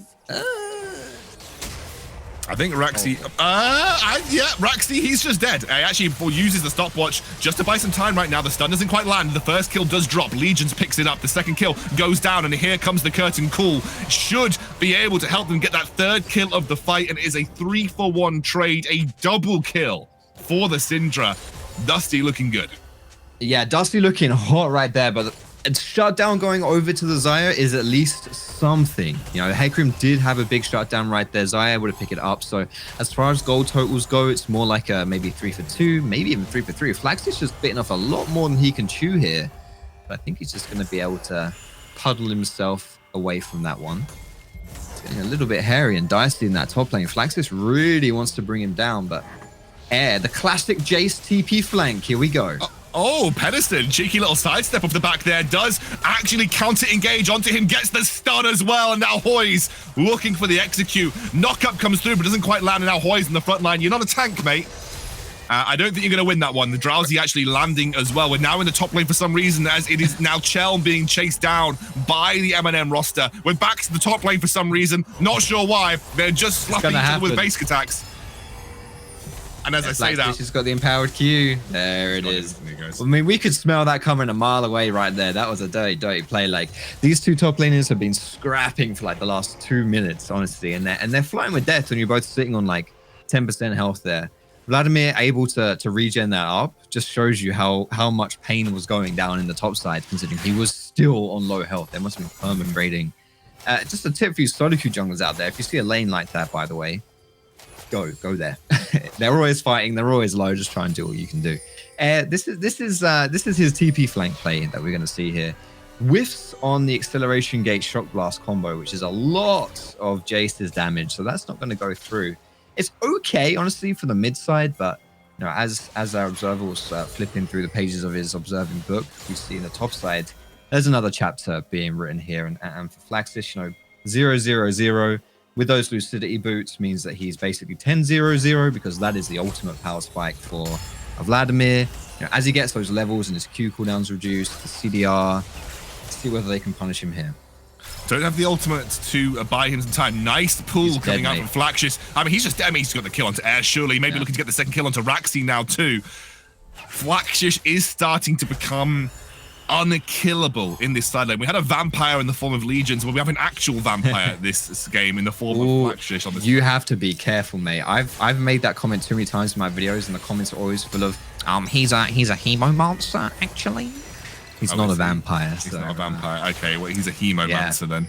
Yeah, just saving you the pain right there. A blood magic user, and he takes Raxi down to a very low HP total. So, I mean, this is the stage in the game where you're like, how do we deal with the Vladimir? Like, we have one ignite on the entire team. No one yet to pick up any grievous wounds at this point in time. It's looking pretty good for Flaxis if he wants to have that impact in this game.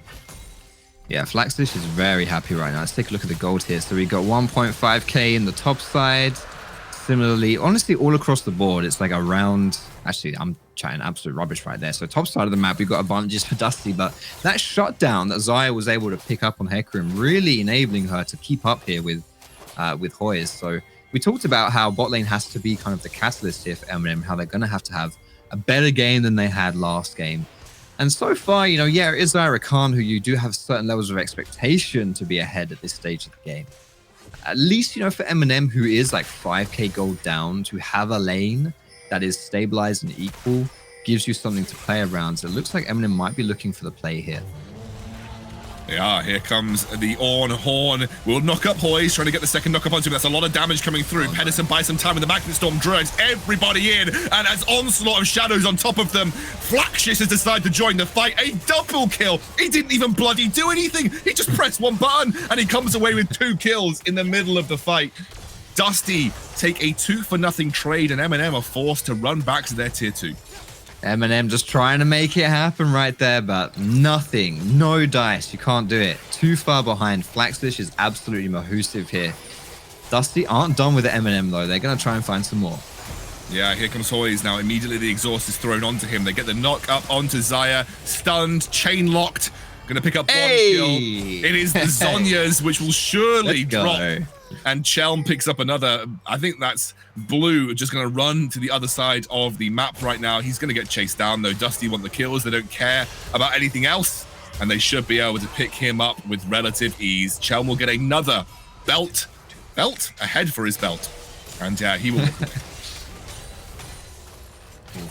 It's looking dire right here, I have to say. It's looking very dire. And I'm not 100% sure what Chelm is building here. It doesn't matter. We'll look right here into this game. So MNM going for the engage. They see they have to do something. You know, they're behind. They're trying to find those windows to punish Dusty. Maybe they're out of position. Maybe you can force the engage with the Ornn Horn. But unfortunately, it's just not the situation here. It's not the one. You tried, and I give you some points for trying. But unfortunately, you don't get any meaningful points unless it works, which it absolutely did not. And then Dusty's just going to run them down in the jungle, and the end of that as well. I just think the problem that you really have is that you were right in saying that Jace needed to absolutely dominate here, because in pure team fight capabilities, it's a much easier to execute comp for Dusty, and it's much better as well. Onslaught of Shadows over the wall absolutely bops Jace. Deleted from the map. This pony on a rampage, and now Pedersen's not done yet. He's looking for another opportunity to find and engage, make it work. And we don't even have like Flaxis in the fight. That was purely a 4v5 catch that was an easy kill pickup for Dusty. At this point in the game, Dusty can really do whatever they want, and there's really low risk to however you want to play. It's not really such a thing as overextending anymore, or bad fights, bad plays. It's just how it is. Like they're just too far ahead. And, you know, because they're so tanky as well, like it poses a big problem for MNM. Like you can't really pick people out of position that are as tanky as they are. But Air is going for an... Oh, okay, that's the TP scuttle play. No, I like it. That's a big play. And the on-horn comes through. Hey, misses it actually on the back of it. We still have a 4 versus 5 here. The first kill will go over to Hoyes. You're right, they are just so tanky. You can't get the kill, although I say that the shutdown does come through for Xayah. Legion's on a killing spree. The curtain call opens up, and he's about to drop the curtain on a couple of the MNM members.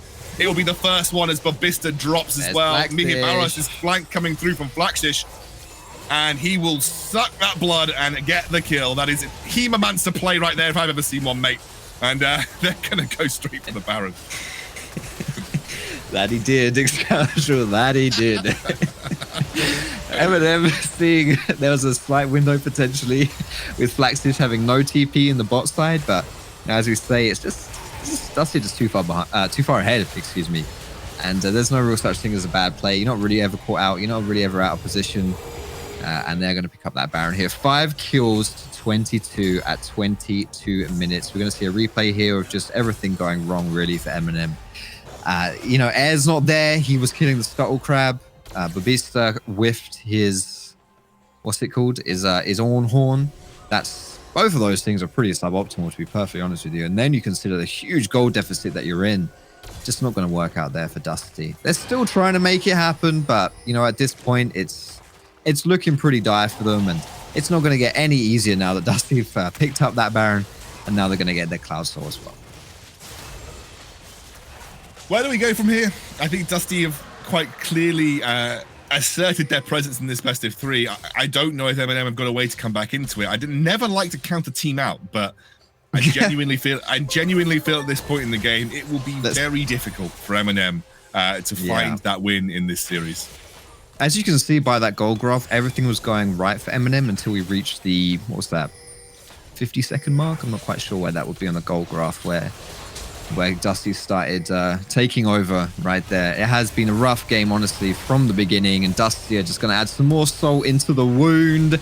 It's not going to... A tank? What is a tank, says Hoyes. He's just going to bullet that guy down in the brain. 620 crit right there. That's more than enough to bring down Babista, who has also been struggling this game. But then again, MNM as a unit definitely had their struggles. They just blipped that guy down in the brain, mate. They absolutely I mean, I've never heard a more fitting phrase, as they've just blipped that inhibitor right down in the brain as well. Now they're going to blip the inhibitor, the Nexus Tower brain too. Really going for all these blippings. It's a solid play. I mean, Pettis right now, Dusty, they are looking for the win in this series. It was a very dominating display as that Flaxish gets exhausted on the backline. Here comes the Call of the Forge squad to try and buy some time. But, I mean, Dusty have already won in a 3 versus 5 on that front line. They're pushing down the second Nexus Tower. MNM on their last legs in this series, but it will be Dusty that secure the 2-0. They're going for the KDA, but they've already won the game. And Dusty have proven that they are the best of our worst teams in the end. High praise right there from the man himself, Scoundrel. Dusty picking up the clean 2-0. Well, actually, I'm not going to use the word clean. This game was relatively clean. I'll give him that. But all in all, you know, the first game was pretty messy. But Dusty did look quite convincing, I would say, in this series. It was a difficult one there for MNM, and I think honestly, just the worst thing for Dusty is the fact that Cheom didn't get to finish his Lich Bane on Hecarim. I was really looking forward to seeing that, but unluckily for him, he just ended. He was just too good. It just ended too soon. I think Dusty in that second game especially showed us the kind of glimpses that we wanted to see from them, like the coordinated team fights, Pedersen really popping off on the rail. That was the kind of Dusty that we were expecting to see more of throughout the regular season. It's the kind of Dusty that when I look at them play like that, I think actually I'm relatively confident in them retaining an NLC spot for next year. MNM, they've got a lot of work to do. I think MNM have got to really get their heads together for that relegation match. But Dusty can really hold their head high off the back of this series because they look like they're in a pretty solid spot. You know, they're looking like they're playing well. We're going to hand it back over to our analyst desk to break down this day. We had a quick 2-0 in this series. Dusty definitely looking like the better team here. And we'll have to see how these guys think about it. Do you know what? I don't even know where I was going with that throw. Jake, please save me. Thank you to the collective intelligence that is DNN. Honestly, a really solid game 2 coming in from Dusty. We had a fiesta to start us off on the day, and then game number 2 was a little bit more crazy. So, sorry, a little bit more one-sided for Dusty, although that Lich Bane Hecarim, I'm sad we didn't get to see that finished up. Yeah, I mean, he started with the Sheen component in the early game. We were talking, wait, he's going something Divine Sunder or Trinity Force. Oh no, he went for Stride Breaker, and then, you know what? I have a Sheen in my inventory. Might as well get a Lich Bane. Gives movement speed, AP ratios. Like, what's not to like? I respect the decision, but honestly, I think Shion played that one really well. I think Flaxus as well, the Vlad, something we've seen from him before, but not so much recently. Really showed off in that game, and you could see the engage is just devastating for MNM. I think game one, definitely messy, definitely a lot of issues. I think as much as Dusty did win it out, it was very close. But game two sort of gave some very convincing merit to who's the stronger team right now. Yeah, it definitely looked like Dusty were the stronger team. I mean, they won 2-0, but game one, definitely messy, and I think that's something they do need to keep in mind going into this relegation stage now versus these Hellier teams, because some of these Hellier teams are really, really going to be challenging for them. I actually don't know. Is the relegations also a best of 3? I believe it is. Best of 5. It's the best of 5. Okay, so yeah, so there's a little bit more wiggle room in that. But ultimately, there were some weaknesses shown from Dusty in that first game. Game 2, though, honestly, pretty crushing. Yeah, and I think it's going to be really crucial to take a look onto Telia Masters when it starts. I think it's going to be really exciting, like Galaxy Racer, Absolved, even Resolved coming out from the UKLC as well. There's a lot of stacked talent in the Telia Masters as well. Some teams may even be ready for NLC now, and I just can't wait for that to get started, because this is the caliber of play that we will be seeing going up against each other. And for both teams, I can be a bit worried to some extent, because they are really lacking in the consistency department. Well, we'll get some insight actually from the top lane for Dusty. Flaxish standing by for an interview. How you doing, mate? You right? Yo, hello. Yep, I'm doing great after the win. Well, 2-0 win. Got to feel pretty good after finding that one. I mean, it feels good, but yeah, the games was a bit messy, to say the least. So there's definitely a lot to improve on there. Yeah, I mean, game 2 was definitely a lot more one-sided. So let's go back to game 1. What the hell happened there, mate? What's going on? I mean, I'm not really sure. I think, I mean, the early game was like pretty good. I think it was like them kind of just inting into us, and it's looking pretty good. And then they started like hard forcing on the side with a colleague Camille, and our communications wasn't really good. And then we decided to end mid, and Legends was saying he could defend top, it's fine, and then he dies. And then the game, then like don't worry, I got this, guys. I got this. The mega fiesta kind of started, you know. So yeah, but we won, so that's what matters in the end. Yeah, you dragged yourself at the finish line on that first game, but yeah, game 2 definitely a lot more convincing.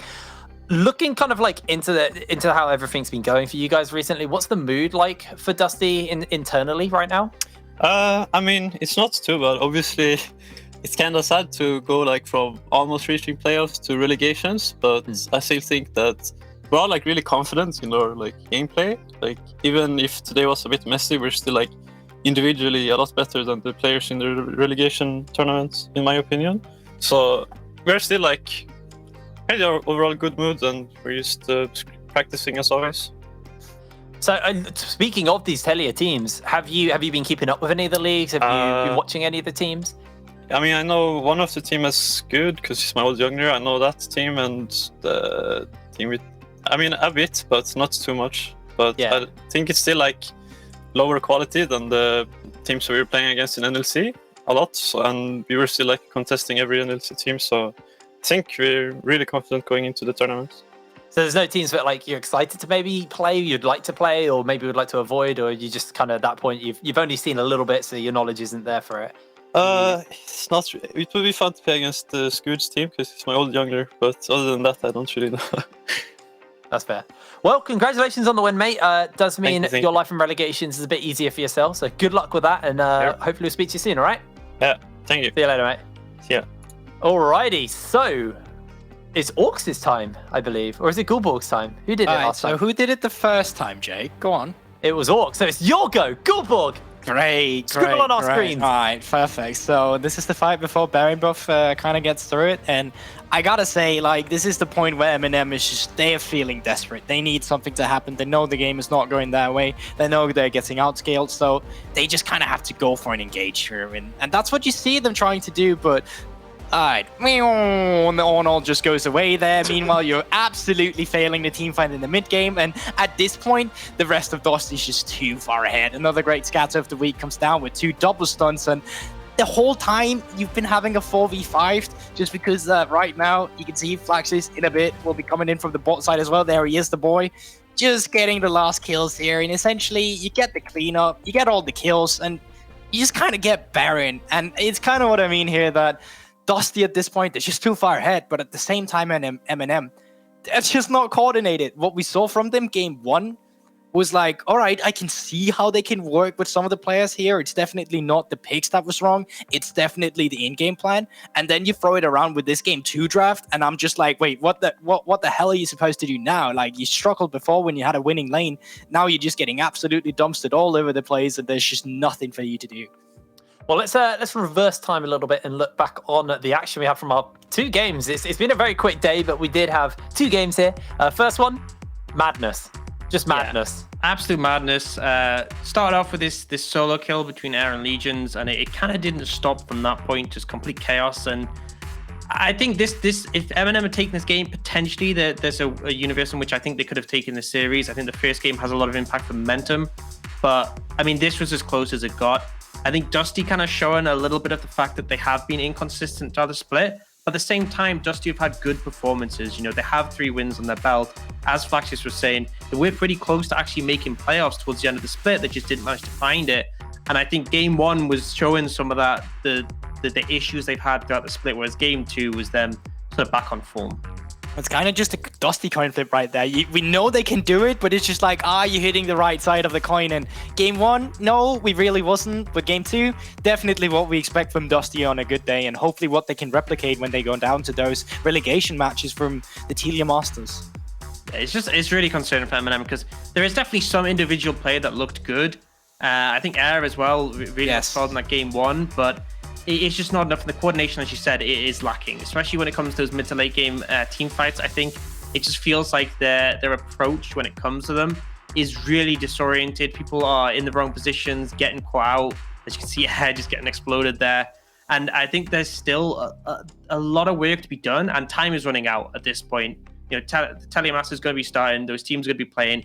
You need to have things sorted out by then. And considering you're going to be playing the number 1 team from that league, I don't have much hope for MNM to maintain their spot in the league. Things need to drastically change in a short amount of time if they're going to. Yeah, it's going to be hard for them, but I think we also saw a bit of light from Dusty today. I think that's fair to say. And Orcs, you actually picked out your favorite player, your most valuable player of the game, of the series. So talk me through your favorite player from today. Yeah, I mean, I think for sure it's got to be Chilm. I think he was a really, really strong performer. I think the Lilia game, absolutely massive in that early play. Facilitating all of those plays early, stacking up the objectives.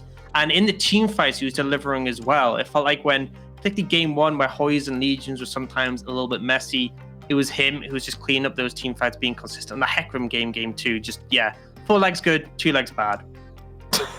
I mean, that's the easiest way to sum it up.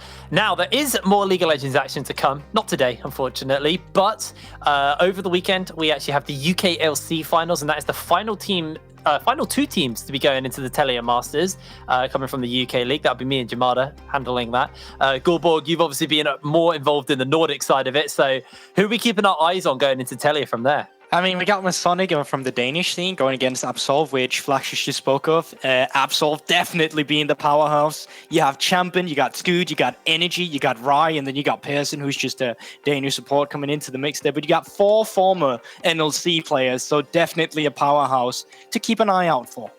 I honestly think these Telia teams are really stacked, and even though Dusty looked good today, I don't think it's going to be actually as close or as easy as it was today for them versus some of these Telia teams. They are looking so good. But here at the NLC, there is still the playoffs. That's actually going over the next 3 weeks, I believe, actually. So there'll be plenty of League of Legends action to watch. We'll be switching to a best-of-3 format for all of that until the finals. Is it semi-finals or so? No, it's only finals at best of 5. I don't know what I'm talking about, but we'll be switching it up and having, more games, which is going to be really good to watch. So make sure you tune in for that one. It'll be at the same time as well, so that's always good. You don't have to reschedule your sleeping schedule. I'm speaking to you, Jamada. Thank you very much for joining us here today for the NLC seeding relegation tournament. We'll be back next week with more NLC. So until then, see you later.